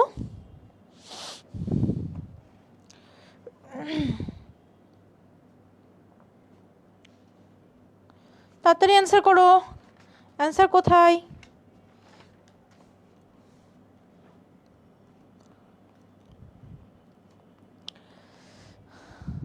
এই তো অনেকে অ্যান্সার করে ফেলছে, সবাই পারে। কি? এটা হইতেছে নিয়ন্ত্রণ, যেটা কিনা এই part, CMP, program evaluation review technique, এই ব্যাপারগুলা কি কখন আসে? আধুনিক যুগে। হ্যাঁ, আধুনিক যুগ কখন? আধুনিক যুগ হচ্ছে শিল্প বিপ্লব পরবর্তী যুগের পরে, মানে 1950। শিল্প বিপ্লব পরবর্তী যুগ। শিল্প বিপ্লব যুগ কত? শিল্প বিপ্লব যুগ হচ্ছে 1750 থেকে 1850। তারপরে হচ্ছে 1850 থেকে 1950 হচ্ছে শিল্প বিপ্লব পরবর্তী যুগ। এটাও কিন্তু কোশ্চেন আসতে পারে।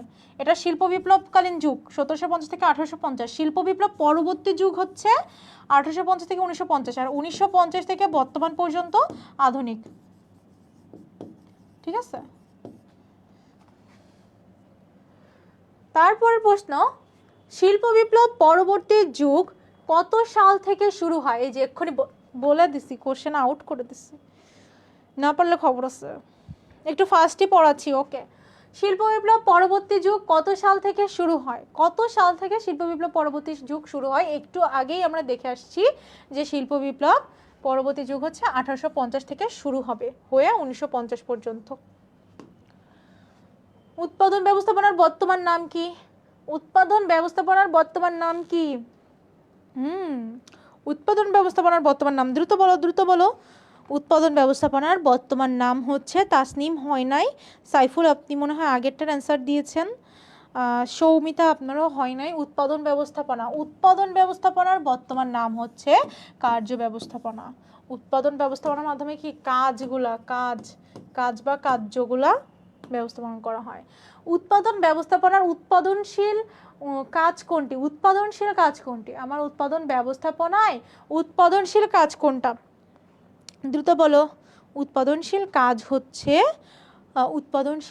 হচ্ছে মান নিয়ন্ত্রণ করা। উৎপাদনশীল কাজ কোনটা? মান নিয়ন্ত্রণ করা। ঠিক আছে, খুব সুন্দর করে এই এমসিকিউগুলা এক্সামের আগে দেখে যাবা একবার, জাস্ট 30 মিনিট লাগবে। যা মানুষের প্রয়োজন ও অভাব মেটায় সেটা কি? এটাকে একটু পড়ে আসছি। এটা হচ্ছে উপযোগ। যা মানুষের প্রয়োজন ও অভাব পূরণ করে, যা মানুষের প্রয়োজন ও অভাব পূরণ করে সেটা হচ্ছে উপযোগ। আমি অপরেরটা উপযোগ ভাবছি, তো তোমরা যেন এটা এটা এইভাবে দেখো না, উৎপাদনকে উপযোগ দেখে দাগায় দিয়ে আসলা। হ্যাঁ, ক খ গ ঘ কোনটা দাগাবা সেটা একটু দেখো, হ্যাঁ, ভুল করে যেন দাগায় ফেলো না, মানে ঘ দাগাইতে গিয়ে খ দাগায় ফেলো না, ডবল টাইমিং করো না। যদিও দাগায় ফেলার পরে এরকম করে একটু কেটে দিবা, এই যে কেটে দিলা, এটাকে আবার পূরণ করবা, বাট ডবল টাচ না করাই বেটার। পরের কোশ্চেন, নিচের কোনটি দ্রব্য? কোনটা দ্রব্য? দেখো, এই শিক্ষা হচ্ছে সেবা, চিকিৎসা সেবা, উকিলের পরামর্শ হচ্ছে সেবা। কোনটা দ্রব্য? বৈদ্যুতিক পাখা হচ্ছে দ্রব্য বা পণ্য বা দ্রব্য কোনটা? বৈদ্যুতিক পাখা। পরের কোশ্চেন, কোন বৈশিষ্ট্যের আলোকে, আমি বারবার বলতেছি এই 100টা কোশ্চেন তুমি এক্সাম হলে ঢোকার আগে অন্তত 30 মিনিটের জন্য দেখে যাবা। অ্যান্সার এখানে দেওয়া আছে, এখান থেকে কমন আসবে ইনশাল্লাহ। কোন বৈশিষ্ট্যের আলোকে পণ্য সেবাকে আলাদা করা যায়? কোন বৈশিষ্ট্যের আলোকে? তাড়াতাড়ি বলো। পণ্য ও সেবাকে কিসের আলাদা করা যাবে? সংরক্ষণযোগ্যতা। আমি কি সেবাকে সংরক্ষণ করতে পারবো না। পণ্য কি সংরক্ষণ করতে পারবো, সেবাকে সংরক্ষণ করা সম্ভব না। 46 গ হয়েছে। এখন আমরা আসছে 48। পণ্য দেখা মাত্রই ভোক্তা কেনার সিদ্ধান্ত নিলে তাকে কি বলে? পণ্যটা দেখার সাথে সাথে ভোক্তা পণ্যটা কিনবে। আচ্ছা, কোন কালার দিছি? এটা দিব। আচ্ছা, চলে আসছে আপু তাহলে কথাবার্তা বলে আসে। তাই আমি এটা কখনো ইউজ করিনি। হ্যালো, দেখো তোমাদের আমি জিকে কুইনকে ধরে নিয়ে এসেছি। আমি এখন একটু পরে ক্লাস নিব। তুমি তো কমার্সে নিচ্ছ, তো আর্টসটা কেন মানে বঞ্চিত কেন হবে বলো? হ্যাঁ, আর্টসের ক্লাস শুরু হবে একটু পরে, 7:30 এর ক্লাস শুরু হবে। এখন তো সবাই তো আমরা ক্লাস করতেছে, তো আমাদের দুই পকি আপুকে অনেক সুন্দর লাগে না? পুকি, তুমি পুকি। এই আপু কিন্তু পুকি। আচ্ছা, এখানে সবাই চিনবে না আমাকে, কারণ সবাই কমার্সে পুরোপুরি ক্লাস করতেছে। আপনাকে চিনবে সবাই না, আমাদের এসিপি পুরোপুরি চিনবে, যে তানভীর স্যারের পেসিকে মানে চিনবে না অনেকে। হ্যাঁ, তাতে করো, আমি ওখানে শুরু করব, সমস্যা নেই। হ্যাঁ, আমি একটু কথা বলতেছিলাম তো ওদের সাথে। পণ্য দেখা মাত্রই ভোক্তা কেনার সিদ্ধান্ত নিয়ে ফেলে। কোন পণ্য? এটা হচ্ছে লোভনীয় পণ্য, কারণ কোনো ধরনের পরিকল্পনা থাকে না, কোনো ধরনের পূর্ব পরিকল্পনা কিছুই থাকে না। আমরা কি করি? পণ্যটা দেখার সাথে সাথেই কেনার সিদ্ধান্ত নিয়ে ফেলি। ঠিক আছে, ওকে। পরের কোশ্চেন, জীবন বীমা পলিসি কোন ধরনের পণ্যের অন্তর্ভুক্ত? জীবন বীমা পলিসি কোন পণ্যের অন্তর্ভুক্ত? জীবন বীমা পলিসি যেই পণ্যটা আমার বাজারে আছে কিন্তু আমরা কিনতে চাই না, সেটাই হচ্ছে কি অযাচিত পণ্য। সেটা কি? অযাচিত পণ্য।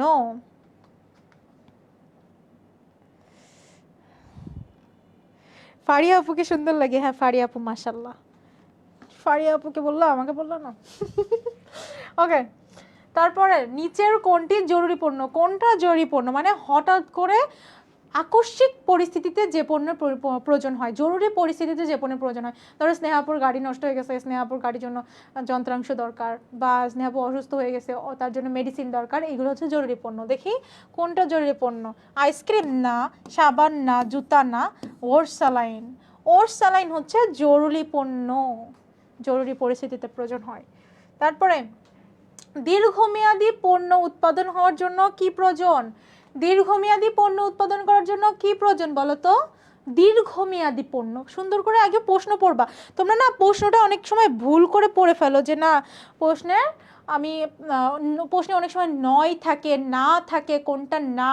প্রশ্নটা সুন্দরভাবে পড়বা আর এই পূরণটা ঠিক মতো করবা, ঠিক আছে? প্যানিক না করলেই হয়।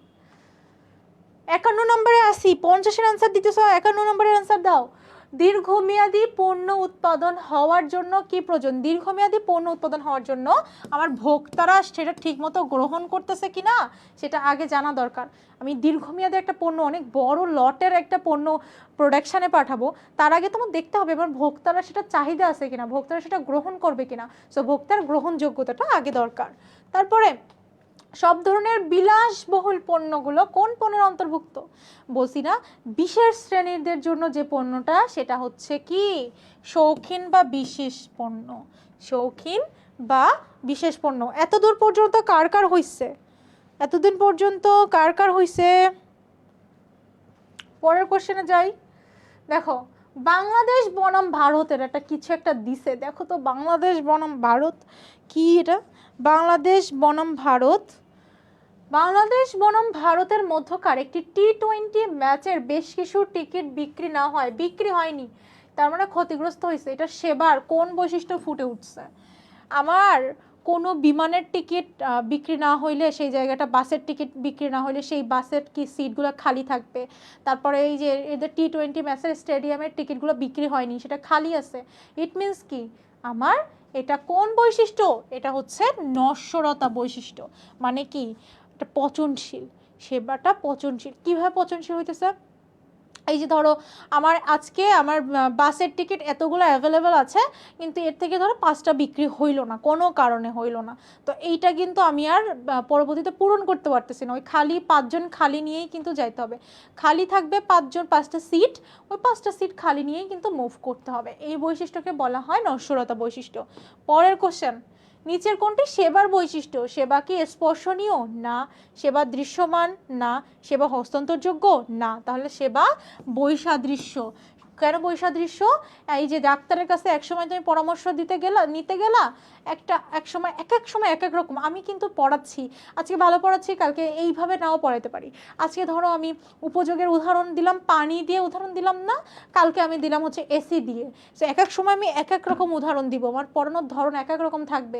আজকে তোমাদের ক্লাসে আমি যা যা বলতে পারছি, পরের ক্লাসে কি আমি ঠিক একই কথা একদম সমানভাবে, সমান এক্সপ্রেশন দিয়ে কি বোঝাতে পারবো? সেবার কি ভিন্নতা আছে, এক এক সময় এক এক রকম হইতে পারে, ঠিক আছে? তারপরের প্রশ্ন, এবার কমেন্ট দেখবো, সে দ্রব্য ও সেবার মধ্যে সাদৃশ্য কোনটা? দ্রব্য সেবা কি উভয় দেখা যায়? মানে সাদৃশ্য বলতে কি, কোনটা মিল? মিল জানতে চাইছে। প্রশ্ন আগে ঠিক করে পড়বা। বৈসাদৃশ্য মানে অমিল, আর সাদৃশ্য মানে মিল। বৈসাদৃশ্য মানে অমিল, তো সাদৃশ্য মানে মিল। দেখি সেবার মধ্যে কোনটা কোনটা মিল। দুইটা সংরক্ষণ করা যায় না? যায় না। উভয় প্রতিযোগিতা, বন্টনের দীর্ঘ, হ্যাঁ প্রতিযোগিতা আছে উভয়ের মধ্যে। কি প্রতিযোগিতা আছে উভয়ের মধ্যে? কি প্রতিযোগিতা থাকবে? পরের কোশ্চেনে চলে যাই। কোনটি সেবামূলক প্রতিষ্ঠান? কোনটা আমার সেবামূলক প্রতিষ্ঠান? টিরি হাউজিং না বাডা শুজ লিমিটেড, আড়ং, তারপরে বিআরটিসি। কোনটা আমার সেবামূলক প্রতিষ্ঠান? বিআরটিসি। বিআরটিসি হচ্ছে সেবামূলক প্রতিষ্ঠান। পরের কোশ্চেন, কার কয়টা হইতেছে? দ্রুত দ্রুত, আমার 2x-এ যাইতে হবে। হ্যাঁ, কার কয়টা হইতেছে? খুব ফাস্ট। পিডিএফ দেন, আমাকে ইনবক্স করেছেন। ও মাই গডনেস।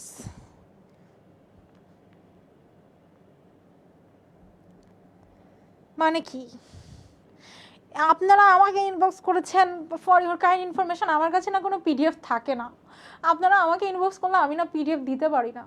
আপনারা তার থেকে রাদার পেজে ইনবক্স করবেন। হ্যাঁ, পেজে আপনারা পিডিএফ পেয়ে যাবেন, অথবা আমার ক্লাসটা হওয়ার পরে আধা ঘন্টা পরে আপনারা এই ক্লাসে আসবেন, আসার পরে দেখবেন ক্যাপশনে পিডিএফ লিঙ্কটা দেওয়া থাকবে, ওখানে পিডিএফটা পেয়ে যাবেন। ঠিক আছে? আর এক্সাম হলে ঢোকার আগে আপনারা এই পিডিএফটা একবার পড়ে যাবেন, দেখবেন অনেক বেটার হবে। হ্যাঁ হ্যাঁ, শিল্প বিপ্লব কোথায় হয়? ইংল্যান্ডে হয়। শিল্প বিপ্লব হয়েছে ইংল্যান্ডে। পারফেক্ট, সবাই অ্যান্সার করতে পারছে। পরের কোশ্চেন, উৎপাদন ব্যবস্থাপনার ইতিহাসে আর শেয়ার করবেন আপনারা প্লিজ। কেন শেয়ার করতে বলতেছে, এটা কিন্তু আমার কোনো লাভ নাই। আপনাকে কোনো কিছু শিখাইতে পারলে আমার কোনো কিছু লাভ নাই, আপনি শিখলেন না শিখলেন আমার কোনো লাভ নাই, কিন্তু আপনি ভালো জিনিস মানুষের মধ্যে যখন আপনি দিবেন, এটা কিন্তু কোনো টাকা লাগতেছে না। আমি কিন্তু টাকা নিচ্ছি না আপনাদের থেকে পড়ানোর জন্য। সো যদি বেশি বেশি ভালো সবাই আমার ক্লাস করে যদি একটু ভালো রেজাল্ট করতে পারে, এটা কিন্তু আমার সার্থকতা, টিচারদের এটাই সার্থকতা। ঠিক আছে? সো শেয়ার কেন করতে হবে? শেয়ার করতে হবে, এই সবাই অ্যান্সার করে দিতেছে। আরাফ, তনয়, নাহিদ, নাইস। শেয়ার করতে হবে কারণ ভালো কিছু, কল্যাণকর কিছু শেয়ার করলে আপনার কাছে ফিরে আসে। উৎপাদন ব্যবস্থাপনার ইতিহাসে শ্রম বিভাগের ধারণা কে দেয়? Adam Smith. বাচ্চারা অনেক ভালো, মানে সবাই পারছে। ইসরা, নিপন অ্যান্সার হয়েছে, ইসরাতের অ্যান্সার হয় নাই। ওকে, নিচের কোনটি গ্রান্ট চার্ট তৈরির উদ্দেশ্য? গ্রান্ট চার্টের সাথে সবসময় কার সম্পর্ক? তাড়াতাড়ি বলেন, অ্যান্সার বলেন। হইছে সময়। গ্রান্ট চার্টের সাথে সবার কার সাথে সম্পর্ক? গ্রান্ট চার্টের সাথে সব সময় সময়ের সম্পর্ক। ঠিক আছে?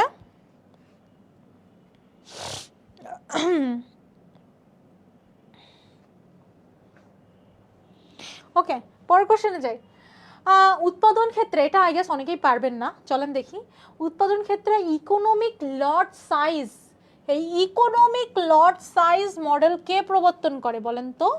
ইকোনমিক লট সাইজ দ্রুত দেখি কেউ পারে কিনা, কেউ একটু ভালো পচা আপু আপনি বলেন। সামনে যদি চাঁদের মতো সুন্দর কেউ থাকে তাহলে পড়ায় কি মনোযোগ দেওয়া যায়? অপু, আপনি ভার্সিটিতে উঠে কি করবেন? মেয়ে দেখবেন না পড়বেন? মেয়ে দেখবেন না আপনি পড়বেন? আপনি মেয়ে দেখা বাদ দিয়ে পড়াটা একটু নেন স্যার। ঠিক আছে স্যার? উৎপাদন ক্ষেত্রে ইকোনমিক লট সাইজ মডেল আমি কিন্তু খুব বেছে বেছে একদম গুরুত্বপূর্ণ, মিউজিক চলে, বেছে বেছে একদম খুব গুরুত্বপূর্ণ এমসিকিউগুলো নিয়ে আসছি। উৎপাদন ক্ষেত্রে ইকোনমিক লট সাইজ মডেল কে প্রবর্তন করে? এফ.ডব্লিউ. হ্যারিস, এটা মনে রাখবেন। পরের কোশ্চেন, পার্টের পুনরূপ কি? এটা খুবই সহজ, কিন্তু এইচএসসিতে আসে, অ্যাডমিশনে আসে। এন্ড আপনারা জেনে রাখবেন এই পার্টের সাথে কার সম্পর্ক? পার্টের সাথে মান নিয়ন্ত্রণের সম্পর্ক। পার্টের সাথে, পার্ট কিসের কৌশল? পার্ট কিন্তু একটা নিয়ন্ত্রণের কৌশল, এইটাও কিন্তু প্রশ্ন আসতে পারে। তো এটা মনে রাখবেন যে হ্যাঁ আপু আপনি পড়াইছেন, এই হচ্ছে টোটাল 100টা এমসিকিউর মধ্যে কমন আসে নাই, তো এই যে এটা থেকেও কিন্তু প্রশ্ন আসতে পারে। পার্ট কিসের সাথে সম্পর্কিত? পার্ট কিসের কৌশল? মান নিয়ন্ত্রণের একটা কৌশল। সো এটা তো কমন সেন্স, যেটা ক্লাস করবে তারাই পাবে। শুধু পিডিএফ দেখে কি সবাই কমন সব পাবে? সবার জন্য কি পিডিএফ পড়লেই হয়ে যাবে? তাহলে আমি কত কষ্ট করে ক্লাস নিতেছি, আমার পরীক্ষার মধ্যে ক্লাস নিতেছি। সো ক্লাস করতে হয়, নাহলে কিন্তু এগুলো বোঝা যায় না। পার্ট কিসের কৌশল? মান নিয়ন্ত্রণের কৌশল। এখন দেখি প্রোগ্রাম ইভালুয়েশন রিভিউ টেকনিক, এইটা হবে না, ইরেস হবে না, ইভালুয়েশন হবে, তারপরে দেখতেছে এই ইভালুয়েশন হবে, দেখি program evaluation and review technology তো হবে না, এই টেকনোলজি বাদ, এটা টেকনিক। প্রোগ্রাম ইভালুয়েশন রিভিউ, এখানে প্রোগ্রাম ইভালুয়েশন অ্যান্ড রিভিউ, এই টেকনোলজি হবে না, তাহলে অ্যান্সার কোনটা? Program evaluation and review technique. আগে বাদ দেওয়ার খেলা শিখেন স্যার, বাদ দেওয়ার খেলা যদি আপনি পারেন বেটার। বাদ দিতে হবে, এমসিকিউতে বাদ দেওয়া শিখেন, যেটা আপনি কনফিউশন সেটা আপনাকে বাদ দেওয়া শিখাইলাম। এটা কিন্তু আমি একবারেই বলে দিতে পারতাম, কিন্তু বলি নাই, কারণ মাঝে মাঝে আমি আমার ট্রিক্সও শেখাচ্ছি। এই আমি আজকে 200 স্টুডেন্ট নিয়ে শুরু করছিলাম, এখন দেখি হচ্ছে প্রায় আপনার 300-র মতো স্টুডেন্ট লাইভে। নাইস, আপনারা আমাকে মোটিভেটেড রাখতে পারতেছেন, ইট মিনস আপনারা বেটার কিছু পাচ্ছেন। কাস্টমাইজেশনের মৌলিক দিক কোনটি? কাস্টমাইজেশনের মৌলিক দিক কোনটা? কাস্টমাইজেশন বা ক্রেতা কেন্দ্রিকতা কাকে বলে?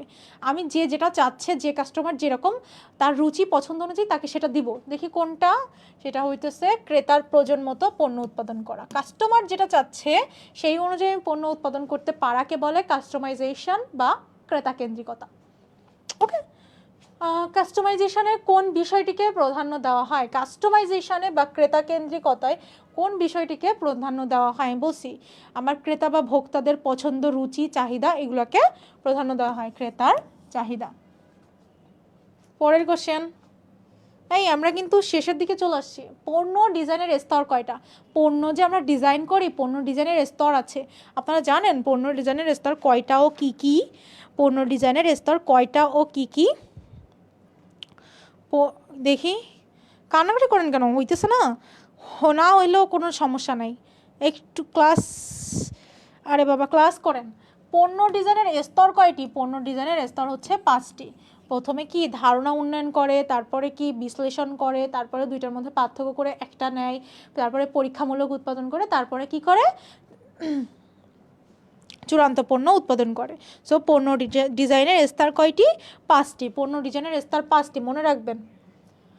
বাংলাদেশের পণ্য ডিজাইনের ক্ষেত্রে নিচের কোনটিকে গুরুত্ব দিতে হয়? বাংলাদেশের পণ্য ডিজাইন করার জন্য কোনটাকে গুরুত্ব দিবেন? বাংলাদেশের মানুষের কি অনেক টাকা পয়সা আছে? নাই তো। বাংলাদেশের মানুষের ক্রয় ক্ষমতা যেরকম সেই রকম আমার পণ্যটা উৎপাদন করতে হবে। সো বাংলাদেশের পণ্য ডিজাইনের ক্ষেত্রে কোনটিকে গুরুত্ব দিব? আমি ক্রেতাদের ক্রয় ক্ষমতা, তারা কতটা অ্যাফোর্ড করতে পারে সেই অনুযায়ী আমি পণ্যটা কি করব? ডিজাইন করব। কিভাবে? কারোর জন্য হচ্ছে খুব 50 কেজি যে চাল কিনতে পারে তার জন্য 50 কেজি চালের বস্তা, যে 25 কেজি কিনতে পারে তার জন্য 25 কেজি, যে 1 কেজি কিনতে পারে তার জন্য 1 কেজি। সো পণ্য ডিজাইন, তারপরে হচ্ছে পর্যায়িতকরণ আমরা এইভাবেই করব যেন আমার ক্রয় ক্ষমতা অনুযায়ী মানুষ নিতে পারে। পরের কোশ্চেন। পণ্যের কাঠামোগত বিষয় নির্ধারণ করাকে কি বলে? পণ্যের কাঠামোগত বিষয় নির্ধারণ করব। কি গত? পণ্যের কাঠামোগত। পণ্যটা কাঠামোগতভাবে কীরকম হবে? তার মানে কি? পণ্যের বাহ্যিক ডিজাইন। কাঠামোগত বলতে কি? কাঠামোগত বলতে পণ্যের ডিজাইনটা কীরকম হবে। তাহলে এটার অ্যান্সার কি হবে? পণ্য ডিজাইন। অ্যান্সার করেন দ্রুত, অ্যান্সার দেখতেছি। নাহিদ, ইশরাত, তারপরে হইতেছে মোহাম্মদ ভুইয়ান নাকি নামের, হিজাবি কুইন। হ্যাঁ, অ্যান্সার হয়েছে আপনাদের। পণ্যের কাঠামোগত বিষয় নির্ধারণ করাকে কি বলবে? কাঠামোগত বলতে কি? বাহ্যিক দিক থেকে কেমন হবে পণ্য ডিজাইন। পরের কোশ্চেন। পণ্যের আকার আকৃতি বা গুণাগুণ পরিবর্তন না করে, ভালো করে দেখবেন, আকার আকৃতি গুণাগুণ আমি পরিবর্তন করতেছি না, শুধু বাহ্যিক পরিবর্তনের মাধ্যমে পণ্যকে, বাইরের আবরণটা পরিবর্তন করে মানুষকে আকর্ষণীয় করতে চাচ্ছে। ইট মিনস এটা কি বাইরের প্যাকেজিং পরিবর্তন করতেছে না, এটা হচ্ছে প্যাকেজিং বা প্যাকিং ডিজাইন। শুধুমাত্র বাহ্যিক পরিবর্তন করে মানুষকে আকর্ষণীয় করার চেষ্টা করতেছে, এটা কি?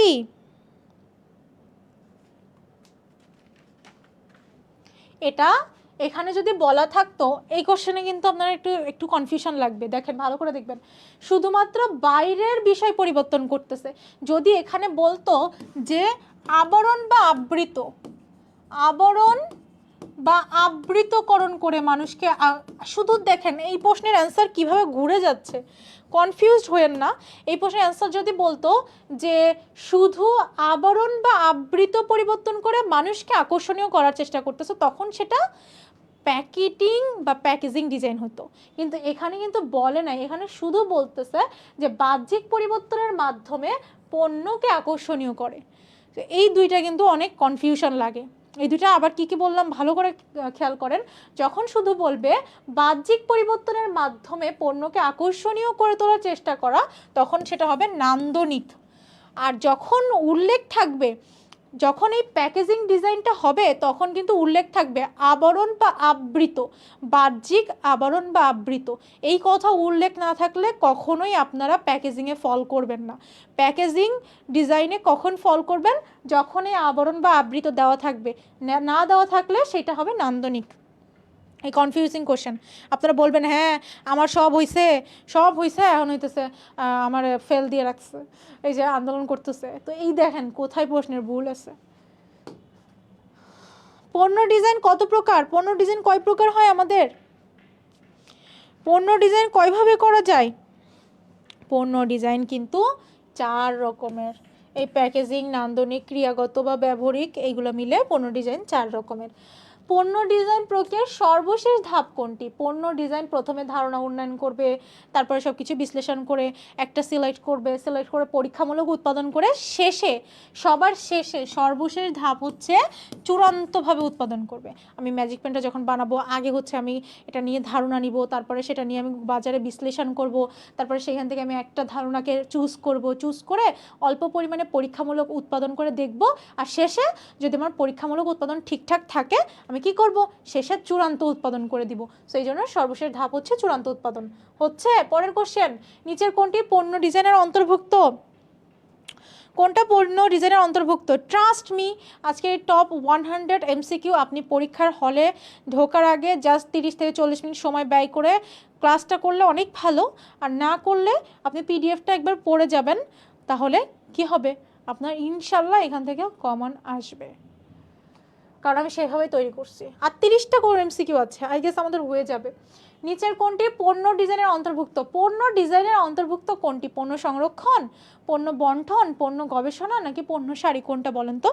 পণ্য ডিজাইনের অন্তর্ভুক্ত কোনটি? আমি বললাম কিন্তু আমি যখন এই ম্যাজিক পেনটা বানাবো, এই পণ্যটা যখন বানাবো তখন সেটা নিয়ে আমার গবেষণা করতে হবে।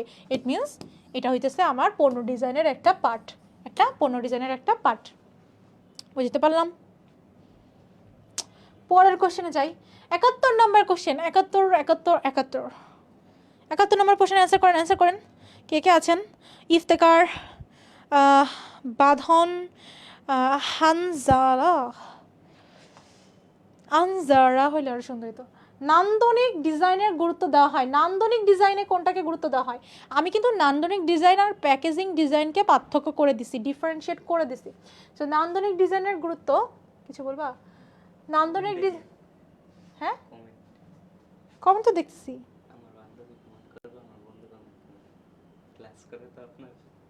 তোমার বান্ধবী? নান্দনিক ডিজাইন গুরুত্ব দেওয়া হয়, নান্দনিক ডিজাইন গুরুত্ব দেওয়া হয়। নান্দনিক ডিজাইনে কি গুরুত্ব দেওয়া হয়? বাহ্যিক সৌন্দর্য, আকর্ষণীয়তাকে, নাকি হচ্ছে উৎপাদন ব্যয়কে, নাকি পণ্যের মানকে? নান্দনিকে আমার সব থেকে বেশি গুরুত্ব দেওয়া হয় কোনটাকে? বাইরের সৌন্দর্যকে। নান্দনিকে আমার সব থেকে বেশি গুরুত্ব দেওয়া হয় আমার বাইরে কেমন দেখা যাচ্ছে, পণ্যের ভেতরে প্যাকেটে কোনো পরিবর্তন করব না, ভেতরের কোনো কিছু পরিবর্তন করব না, বাইরে কোনো কিছু পরিবর্তন করব না, শুধু বাহ্যিক সৌন্দর্যকে আমি যখন বাড়াবো তখন সেটা হচ্ছে নান্দনিক ডিজাইন। বাজার গবেষণা পণ্য ডিজাইনের কোন পর্যায়ের অন্তর্ভুক্ত? বাজার গবেষণা কখন করি আমরা? বাজার গবেষণা কিন্তু আমরা যখন করি তখন কি করি? ধারণা উন্নয়ন করি। বাজার গবেষণা পণ্য ডিজাইনের কোন পর্যায়ের অন্তর্ভুক্ত? ধারণা উন্নয়ন। এই দাঁড়াও, আমি আজকে 1 ঘন্টা 22 মিনিট ক্লাস নিতেছি, বাট স্টুডেন্ট স্টিল নাও মানে প্রায় 300-র কাছাকাছি। Can you imagine? তোমরা একটা স্ক্রিনশট নাও তো, যে মানে এরকম কিন্তু স্টুডেন্ট কোথাও থাকতে দেখা যায় না, মানে ট্রাস্ট মি, এত স্টুডেন্ট কোথাও থাকে না। তোমরা আছো কেন? একটা স্ক্রিনশট নাও।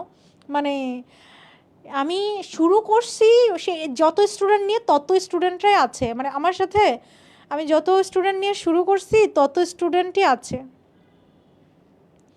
যত স্টুডেন্ট নিয়ে শুরু করছি তত স্টুডেন্টই আছে, বুঝছো? মানে যা নিয়ে শুরু করছি তাই আছে, এখনো যায় নাই।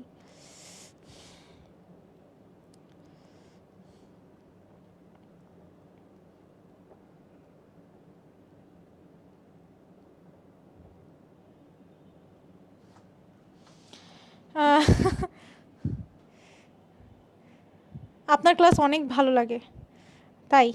আচ্ছা, বাজার গবেষণা পণ্য ডিজাইনের কোন পর্যায়ের অন্তর্ভুক্ত? ধারণা উন্নয়ন। ধারণা উন্নয়ন করার সময় আমরা কি করি? ধারণা উন্নয়ন করার সময় আমরা কিন্তু বাজারটা গবেষণা করি, সেই পণ্যটা চাহিদা আছে কিনা, সেই পণ্যটা কারা কিনবে, কোথায় আমি দিলে ভালো হয় আমার মার্কেটটা বা দোকানটা, সব কিছু গবেষণা করি। তারপরে পণ্য ডিজাইন প্রক্রিয়ায় ধারণা উন্নয়ন কিসের সাথে সম্পৃক্ত? ধারণা উন্নয়ন, পণ্য ডিজাইনে আমি ধারণা উন্নয়ন কিসের সাথে সম্পৃক্ত? কিসের সাথে সম্পৃক্ত? এটা মধ্যস্থ ব্যবসায়ী, উৎপাদনমুখী, নাকি কি বলো তো?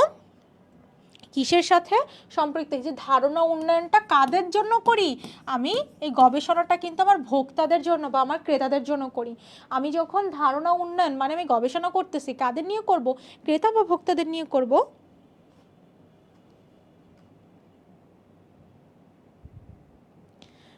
Ma'am 270, Tanvir sir 7K। আচ্ছা, বাংলা তো ইউনিভার্সাল, আমার মার্কেটিং সাবজেক্টটা তো অপশনাল, রাইট? সো এটাই অনেক। পণ্য ডিজাইন প্রক্রিয়ায় ধারণা উন্নয়ন কিসের সাথে সম্পৃক্ত? ভোক্তামুখী। আর তোমরা তো কিপটা, কমার্সের শিক্ষার্থীরা সবাই হিংসা করে, এটা শেয়ার করে না। শেয়ার করলে মনে করি কি কমে যাচ্ছে, শেয়ার করলে না তোমার মধ্যে ঘুরে ফিরে বেটার আসবে। 4G থেকে 5Gতে রূপান্তর কোন ধরনের পণ্য ডিজাইন? 4G থেকে 5Gতে, তার মানে কি আমার মানের পরিবর্তন হয়েছে। মানের পরিবর্তন হওয়া মানে কি? ব্যবহারিক বা ক্রিয়াগত, ব্যবহারিক বা ক্রিয়াগত। পরের কোশ্চেন, পণ্যের উপযোগিতা ও কার্যকারিতা বাড়ানোর জন্য, মানে আমার পণ্যের কার্যকারিতা বা উপযোগিতা বাড়ানোর জন্য আমি কোনটা করি? মানে পণ্যের মানটা বাড়ানোর জন্য আমি কোন ডিজাইন করি? পণ্যের মান বাড়ানোর জন্য আমরা সবসময় ব্যবহারিক বা কার্যকারী ডিজাইনটা করে থাকি। সরি, কোথায় যা বললাম সেটাতেও দাগ দিলাম না। ব্যবহারিক বা ক্রিয়াগত একই, ঠিক আছে? ব্যবহারিক বা ক্রিয়াগত এটা একজনেরই নাম। আর আমার নাম হচ্ছে হাফিজা, আবার আমার নাম স্নেহা, সো একজনেরই নাম, ঠিক আছে? যা ওয়াটার তাই পানি। সো ক্রিয়াগত বা ব্যবহারিক, পণ্যের কার্যকারিতা বাড়ানোর জন্য আমরা ব্যবহারিক ডিজাইন মানে মানের করি ডিজাইন। ক্রেতার দৃষ্টিতে আকর্ষণীয়ভাবে পণ্যের উপস্থাপনই হলো, ক্রেতার দৃষ্টিতে আমি আকর্ষণীয়ভাবে পণ্যের উপস্থাপন করলে, ক্রেতার দৃষ্টিতে আমি যদি আকর্ষণীয়ভাবে পণ্যটা ডিজাইন করি তখন সেটা কোন ডিজাইন হবে? সেটা হচ্ছে নান্দনিক বা রুচিসম্মত ডিজাইন, যেখানে আমি শুধু ক্রেতার দৃষ্টিতে আমার পণ্যটা সুন্দর বানাবো, বাইরে থেকে আমি ক্রেতার দৃষ্টিকোণ থেকে আমার পণ্যটা সুন্দর বানাবো, বাইরে থেকে আমি আমার পণ্যের ডিজাইনটা করব। ওকে, পরের কোশ্চেন, কম্পিউটার ও উন্নত প্রযুক্তি ব্যবহার করা হয় কোন ডিজাইনে? কম্পিউটার ও উন্নত প্রযুক্তি, তো প্রযুক্তিগত কিছু পরিবর্তন আসতেছে না, যেহেতু এখানে মানের পরিবর্তন আসবে, ইট মিনস এটা ক্রিয়াগত বা ব্যবহারিক। কি বললাম? ক্রিয়াগত বা ব্যবহারিক। কম্পিউটার ও উন্নত প্রযুক্তি ব্যবহার করে আমার কি হয়? কম্পিউটারও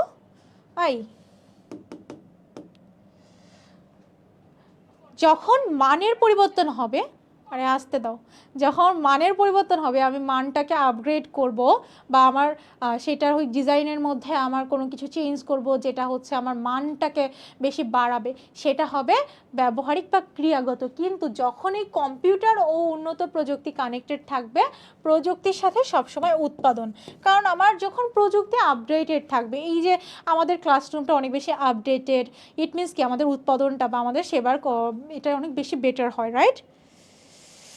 ইয়াস।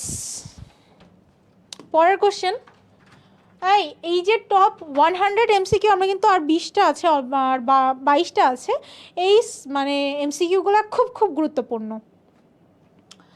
কোন ধরনের পণ্য ডিজাইনে আধুনিক তথ্য প্রযুক্তি ব্যবহার করা হয়? আধুনিক তথ্য প্রযুক্তি একটু আগেই আমরা করছি।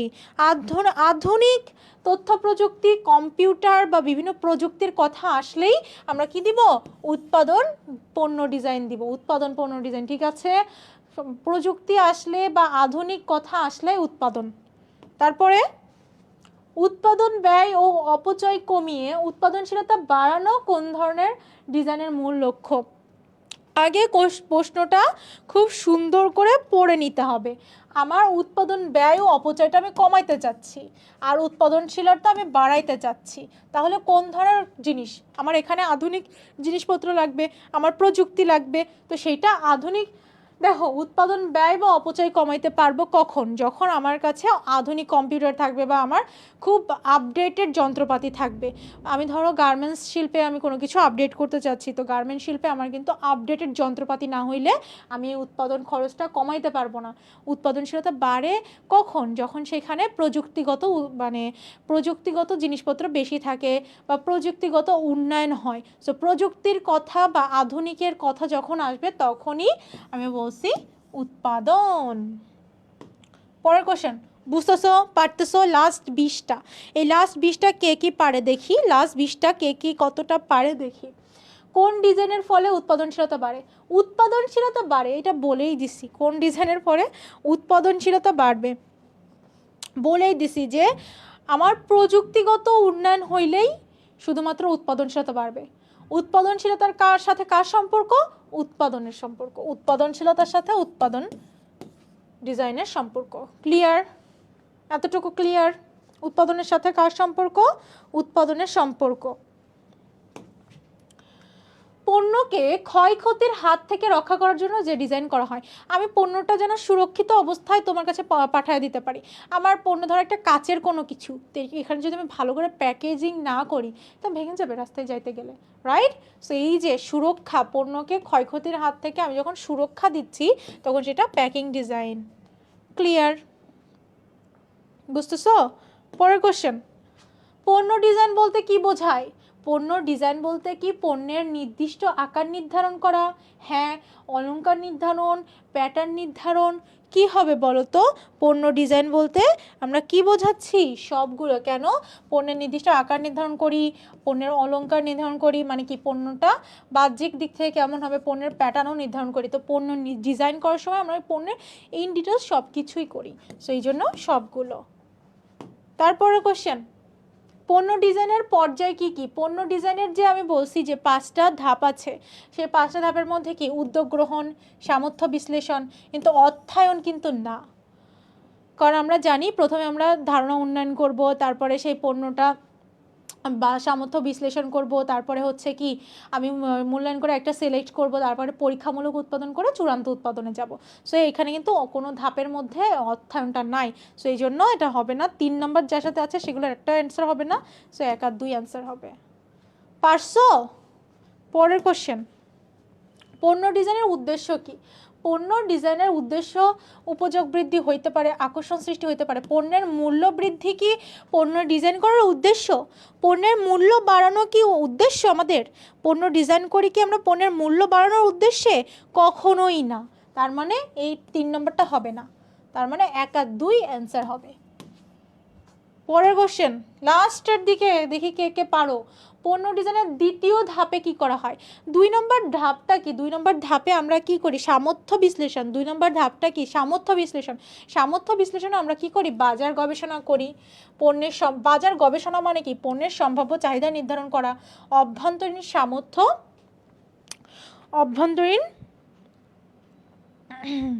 অভ্যন্তরীণ সামর্থ্য পর্যালোচনা কিন্তু আমরা করি না। পণ্যের দ্বিতীয় ধাপে আমরা বাজার গবেষণা করি এবং আমার পণ্যের সম্ভাব্য ক্রেতা বা পণ্যের চাহিদাটা কেমন সেটা কিন্তু নির্ধারণ করি। তাহলে কি অ্যান্সার হবে? 1 আর 2। বুঝতে পারছো? শেষ। এবার আমরা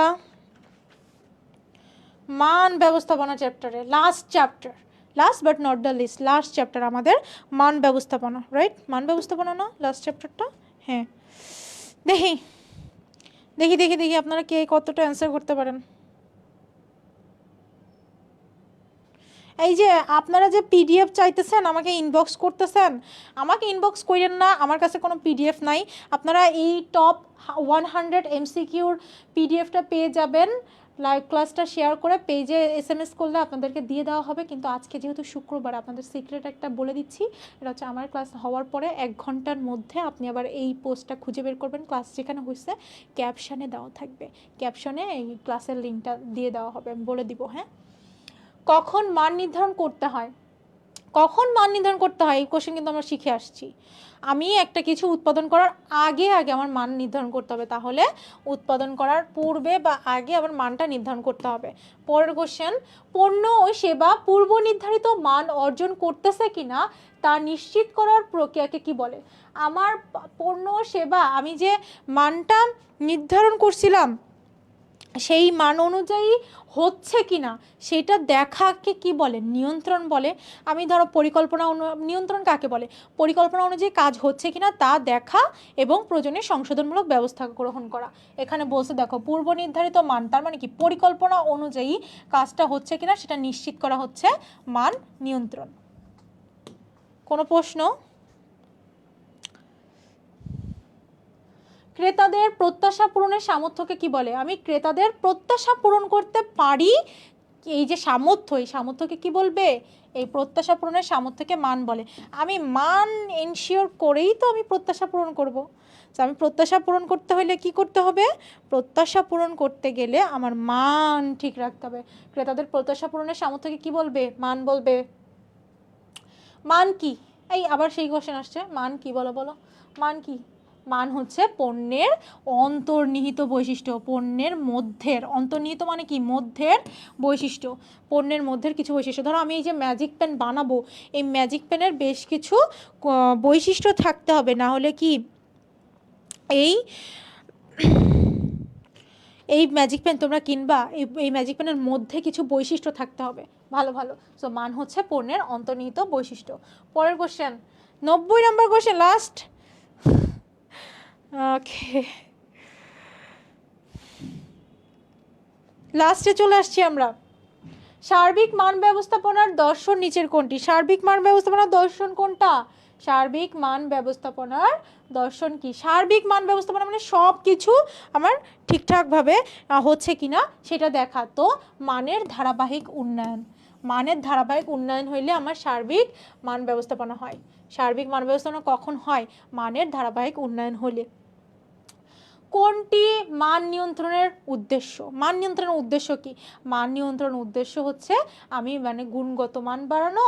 কোনটা বলো? আমি বলে দিতেছি কেন, তোমাদের একটু সুযোগ দিতেছি না কেন? বলে দিচ্ছি অ্যান্সার। আপু আজকে আমাকে ইগনোর করতেছেন না ফাহাদ? ইগনোর করবো কেন?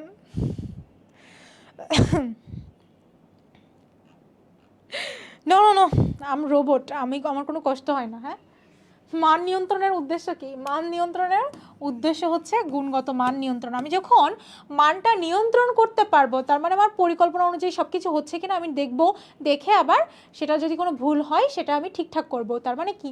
আমার পণ্যের গুণগত মানটা আমি বাড়াচ্ছি। সো মান নিয়ন্ত্রণের উদ্দেশ্য কি? গুণগত মানটা বাড়ানো। নিম্নমানের, লাস্ট কোশ্চেনগুলো কিন্তু দেখি কে কে পারে, দেখি দেখি দেখি কে কে পারে। নিম্নমানের পণ্য উৎপাদনজনিত খরচ কত প্রকার? নিম্নমানের পণ্য উৎপাদনজনিত খরচ কত প্রকার? এই প্রশ্ন আসতে পারে। এই খরচটা কত প্রকার? আমার এই খরচটা হচ্ছে 4 প্রকার। এই নিম্নমানের পণ্য উৎপাদনজনিত খরচ মানে কি? ওই যে পরীক্ষণ ব্যয়, তারপরে মূল্যায়ন ব্যয়, এই ধরনের কিছু ব্যয় ছিল না, পরিদর্শন ব্যয়, তারা বলে দিচ্ছি আরেকটা কি ছিল, প্রতিরোধমূলক ব্যয়। ঠিক আছে, প্রতিরোধমূলক ব্যয়। প্রতিরোধমূলক ব্যয়গুলো হচ্ছে পণ্যের নিম্নমানের পণ্য উৎপাদনজনিত খরচ। তাহলে কয়টা? 4টা। মান ব্যবস্থাপনার জনককে বলো, মান ব্যবস্থাপনার জনককে? এটা খুব খুব বেশি গুরুত্বপূর্ণ একটা কোশ্চেন। মান ব্যবস্থাপনার জনককে, এইখান থেকে কিন্তু প্রশ্ন আসে যে মান ব্যবস্থাপনার জনককে।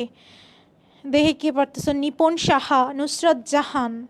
মান ব্যবস্থাপনার জনক হচ্ছে ডাব্লিউ এডওয়ার্ডস ডেমিং।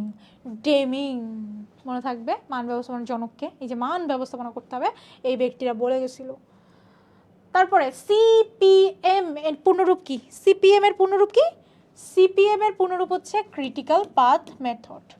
এখানে পাথ নেই, হবে না, এটা প্ল্যানিং আসতে হবে না, এটা হবে না, তো যেখানে পাথ আছে critical path method, CPM critical path method.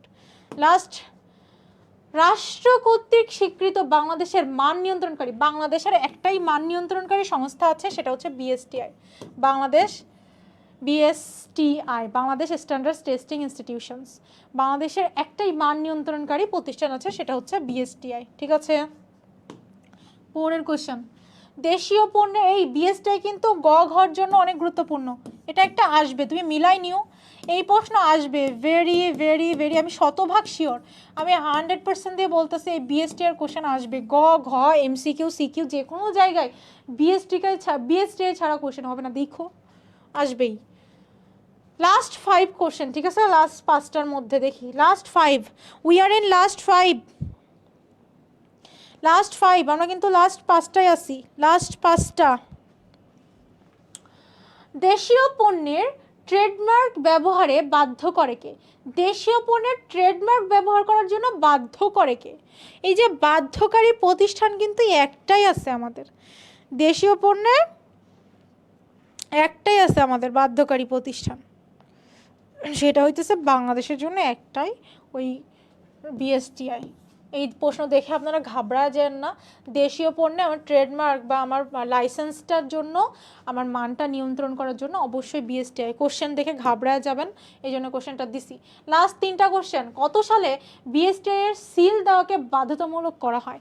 BSTI এর সিল দেওয়াকে কত সালে বাধ্যতা করা হয়? এখানে কিন্তু বলা হয়নি বিএসটিআই কত সালে প্রতিষ্ঠা করা হয়। বিএসটিআই প্রতিষ্ঠা করা হয় 1985 সালে। 85, এই কোশ্চেনটাও আসতে পারে। প্রতিষ্ঠা করা হয়, প্রতিষ্ঠা করা হয়, প্রতিষ্ঠা করা হয় বিএসটিআই।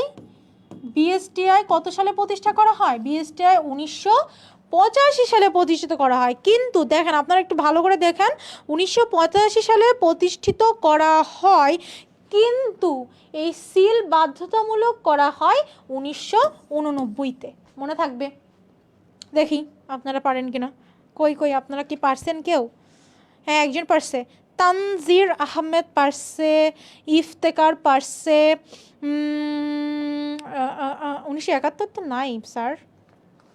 ওকে, তাহলে বিএসটিআই এই কোশ্চেনও আসতে পারে, আপনারা বলবেন স্লাইডের বাইরে থেকে কোশ্চেন আসছে, কমন আসে নাই, এগুলো তো বলবেনই, কারণ আপনারা তো ক্লাস করেন নাই, যারা ক্লাস করেন নাই তারা তো পারবেন না, ঠিক আছে। তাহলে বিএসটিআই প্রতিষ্ঠিত করা হয় 1985 সালে, আর বাধ্যতামূলক করা হয় কত সাল থেকে? 1989 থেকে। বাংলাদেশে একটাই মান নিয়ন্ত্রণকারী প্রতিষ্ঠান আছে, বিএসটিআই। বিএসটিআই গণপ্রজাতন্ত্রী বাংলাদেশ সরকারের কোন মন্ত্রণালয়ের অধীনে বলেন তো? বিএসটিআইটা কোন মন্ত্রণালয়ের অধীনে? বিএসটিআই কিন্তু শিল্প মন্ত্রণালয়ের অধীনে, ইন্ডাস্ট্রি। কারণ শিল্প না থেকে ইন্ডাস্ট্রি থাকতে পারে, ইন্ডাস্ট্রির বাংলা হচ্ছে শিল্প। এরকম প্রশ্ন থাকলে আপনারা বলবেন যে আপু আপনার স্লাইড থেকে কমন আসে নাই, আপনারা তো তাহলে মানে কি বলবো, পাগল। বাংলা ইংলিশ একদম হুবহু, মানে একদম রিপিটেড না এসে কৌশলীভাবে এখান থেকে এই স্লাইড থেকেই প্রশ্ন আসবে, আপনারা বুঝতে পারবেন না। এই জন্য খুব মনোযোগ দিয়ে ক্লাসের স্লাইডগুলো দেখতে হয়। পণ্যের মান নির্ধারণে আন্তর্জাতিক সংস্থাটার নাম কি? আন্তর্জাতিক সংস্থার নাম হচ্ছে, বাংলাদেশের মধ্যে বলা নাই, এই জন্য বিএসটিআই যাবেন না, এটা হচ্ছে বাংলাদেশের, তবে আন্তর্জাতিক হচ্ছে আইএসও। আন্তর্জাতিক কোনটা? আন্তর্জাতিক হচ্ছে আইএসও। আইএসও এর পূর্ণরূপটা একটু জেনে রাখা দরকার। লাস্টের কোশ্চেনটা দেখি, হ্যাঁ লাস্টের কোশ্চেনটা হচ্ছে আইএসও। আইএসওর পূর্ণরূপ, আইএসওর পূর্ণরূপ কিন্তু অনেক বেশি গুরুত্বপূর্ণ। আইএসওর পূর্ণরূপ হইতেছে ইন্টারন্যাশনাল অর্গানাইজেশন। প্রথমে আপনারা আই দেখবেন, তারপরে এস, তারপরে তো সবাই খুঁজবে আয়ের পরে এস, তো আয়ের পরে সব জায়গায় এস আছে, কিন্তু বোকা একটু ভালো করে দেখেন, এই আইএসওর পূর্ণরূপ হচ্ছে আয়ের পরে ওকে পূর্ণরূপ দেয়, তারপরে এসকে দেয়, তার মানে ইন্টারন্যাশনাল, তারপরে অর্গানাইজেশন, তারপরে স্ট্যান্ডার্ডাইজেশন। তাহলে আইএসওর পূর্ণরূপ কিন্তু একটু ডিফারেন্ট, এই আই তারপর এস তারপর ও, এই সিরিয়াল অনুযায়ী, সিকোয়েন্সিয়াল অনুযায়ী কিন্তু হবে না। হবে কিভাবে? আইএসওর পূর্ণরূপ কিন্তু ডিফারেন্ট। এই দেখেন, পার্টের কোশ্চেন, সিপিএম এর question, program evaluation review technique, সব কিন্তু সিরিয়াল অনুযায়ী সিকোয়েন্সিয়াল হয়েছে। বিএসটিআই হচ্ছে বাংলাদেশ স্ট্যান্ডার্ড, সব কিছু সিকোয়েন্সিয়াল হয়েছে, টেস্টিং ইনস্টিটিউশন, কিন্তু আইএসওটা হবে না। আইএসওর পূর্ণরূপ হচ্ছে ইন্টারন্যাশনাল অর্গানাইজেশন ফর স্ট্যান্ডার্ডাইজেশন। মনে থাকবে, বুঝতে পারছেন?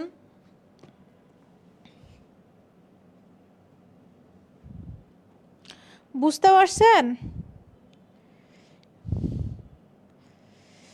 তো আইএসওর একটা সনদ আছে, আইএসওর একটা সনদ, সেটা হচ্ছে আইএসও 14,000 নামে পরিচিত, রাইট? ইয়েস। ISO 14,000 কি করে? এই ISO 14,000 কার সাথে সম্পর্কিত? ক্লাসটা কেমন লাগছে জানায় যায় না অ্যাটলিস্ট, ক্লাসটা থেকে কিছু শিখতে পারছেন কিনা, ক্লাসটা কেমন লাগছে। সো ISOর পূর্ণরূপ হচ্ছে international organisation for standardisation. Okay, so এই তো আমাদের বেস্ট উইশেস সবার জন্য, অনেক অনেক শুভকামনা। আপনাদের এই যে টপ 100 MCQ করিয়েছি এর মধ্যে থেকেই একটু সবটা একদম হুবহু কমন আসবে না, হয়তো বাংলাকে ইংলিশ করবে, ইংলিশকে বাংলা করবে, অ্যান্ড কোশ্চেনটাকে হালকা ঘোরা দিবে, বাট এইখান থেকেই কমন আসবে ইনশাল্লাহ। সো আপনি এক্সাম হলে যাওয়ার আগে জাস্ট 30 থেকে 40 মিনিট সময় ব্যয় করে এই কোশ্চেনগুলো সুন্দরভাবে পড়ে যাবেন, অ্যান্সার সহ পিডিএফটা আপনি শেয়ার করার মাধ্যমে পেজে বললে পেয়ে যাবেন, অথবা যারা শেয়ার করবেন না পেজে শুধু নক করতে থাকবেন। এটা কিন্তু একটা অ্যালগোরিদম আছে যে যারা শেয়ার করে বোঝা যায় তাদেরকেই শুধু পিডিএফটা দেওয়া হয় অটোমেটিক, হ্যাঁ, প্রোগ্রামিং করা। যারা শেয়ার করবেন না তারা কোথা থেকে পিডিএফ পাবেন? তারা পিডিএফটা কিন্তু পেজ থেকে পাবেন না, তারা হচ্ছে পাবেন এই যে আমার ক্লাসের পরে 10 থেকে 20 মিনিট পরে আমার এই লাইভ ক্লাসে দেখবেন টাইটেলে বা ডেসক্রিপশনে এই ক্লাসের পিডিএফটা পেয়ে যাবেন, ক্যাপশনে পিডিএফটা পাবেন। সো সেই পিডিএফটা ওপেন করে সুন্দর মতো পড়বেন, 30 থেকে 40 মিনিট সময় ব্যয় করে এক্সাম হলের আগে, ইনশাল্লাহ এখান থেকে শতভাগ কমন আসবে। হ্যাঁ, তো আজকের মতো বিদায় নিচ্ছি, আপনাদের সাথে সুন্দর একটা সময় কাটলো, সবার সাথে আবার দেখা হয়ে যাবে 20 তারিখ ঠিক সন্ধ্যা 6টায়। সো সেই দিন আমরা কী করব? সেদিন আমরা সেকেন্ড পেপারের টপ 100 MCQ সলভ করব। সো সবাই ভালো থাকেন, সুস্থ থাকেন, আশা করি আপনাদের পরীক্ষা চমৎকার হবে, খুব দুর্দান্তভাবে পরীক্ষা দেন, সেই দোয়া ও শুভকামনা জানি আজকের মতো বিদায় নিচ্ছি। অ্যান্ড ক্লাসটা কেমন হয়েছে একটু জানাবেন, বা দেখেন আমাদের এসিপি সবসময় কিন্তু কোয়ালিটিতে বিশ্বাসী, কোয়ালিটি কেমন এটাকে তারা এনশিওর করে। আর আমাদের arts and commerce Pathsala BP নামের একটা গ্রুপ আছে, ক্লাসটা কেমন হয়েছে বা এই ক্লাস থেকে আপনাদের পরীক্ষার পরে যদি কমন আসে সেখানে জানাতে পারেন, গ্রুপে আপনারা পোস্ট করতে পারেন যে এই ম্যামের বা এই আপুর ক্লাসটা ভালো ছিল, তাহলে কিন্তু আমরা বেশি বেশি বা আমি ইন্সপায়ার হব নিজেই। আপনারা কিন্তু ফ্রিতে আমার ক্লাস করতেছেন, রাইট? সো ফ্রিতে ক্লাস করতেছেন, আপনারা আমাকে মোটিভেটেড করার জন্য, ইন্সপিরেশন আমাকেও তো কিছু দেবেন, টাকা পয়সা না দেন। সো মোটিভেটেড রাখার জন্য একটু পোস্ট করতে পারেন যে না আপনার ক্লাস ভালো লাগতেছে, আপনি আরও ক্লাস নেন, তাহলে আমার ভালো লাগে। এটা হচ্ছে অফিসিয়াল কোনো ব্যাপার না, অফিস থেকে আমার টাকা পয়সা দেবেই কি দেবে না এটার সাথে কোনো ব্যাপার না, ট্রাস্ট মি। শুধু হইতেছে আমার নিজের একটু ভালো লাগবে, আপনাদের পড়াইতে আরও বেশি আমি ইন্সপায়ার হব। সো যদি ভালো লাগে ক্লাস তাহলে জানাবেন, আমাদের একটা গ্রুপ আছে সেখানে পোস্ট দিতে পারেন, অথবা আপনি আমি পোস্ট দিব আপনাদের পরীক্ষার দিন যে আমার ক্লাস থেকে কেমন কমন এসেছে বা পেরেছেন কি না সেদিন জানাতে পারেন। সো এখন এত কথা বলার সময় নাই, আপনার জন্য শুভকামনা। তবে বোর্ডে প্লেস করা, A+ পাওয়া, গোল্ডেন A+ পাওয়া এইসব স্টুডেন্টদের জন্য যে কথাগুলো আমি শেষে বলতে চাই সেটা হচ্ছে আপনাদের সবাই কিন্তু বোর্ডে প্লেস করবে না। আপনারা এখানে যারা এখন 200 জন আছেন, 200 জন কিন্তু বোর্ডে প্লেস করবেন না। আপনারা কি করবেন? যারা একটু বেশি কৌশলী, যারা এক্সাম হলটাকে হল মতো করে চিন্তা না করে কনফিডেন্সের সাথে অ্যান্সার করতে পারে, তারাই কিন্তু দিন শেষে বোর্ডে প্লেস করবে।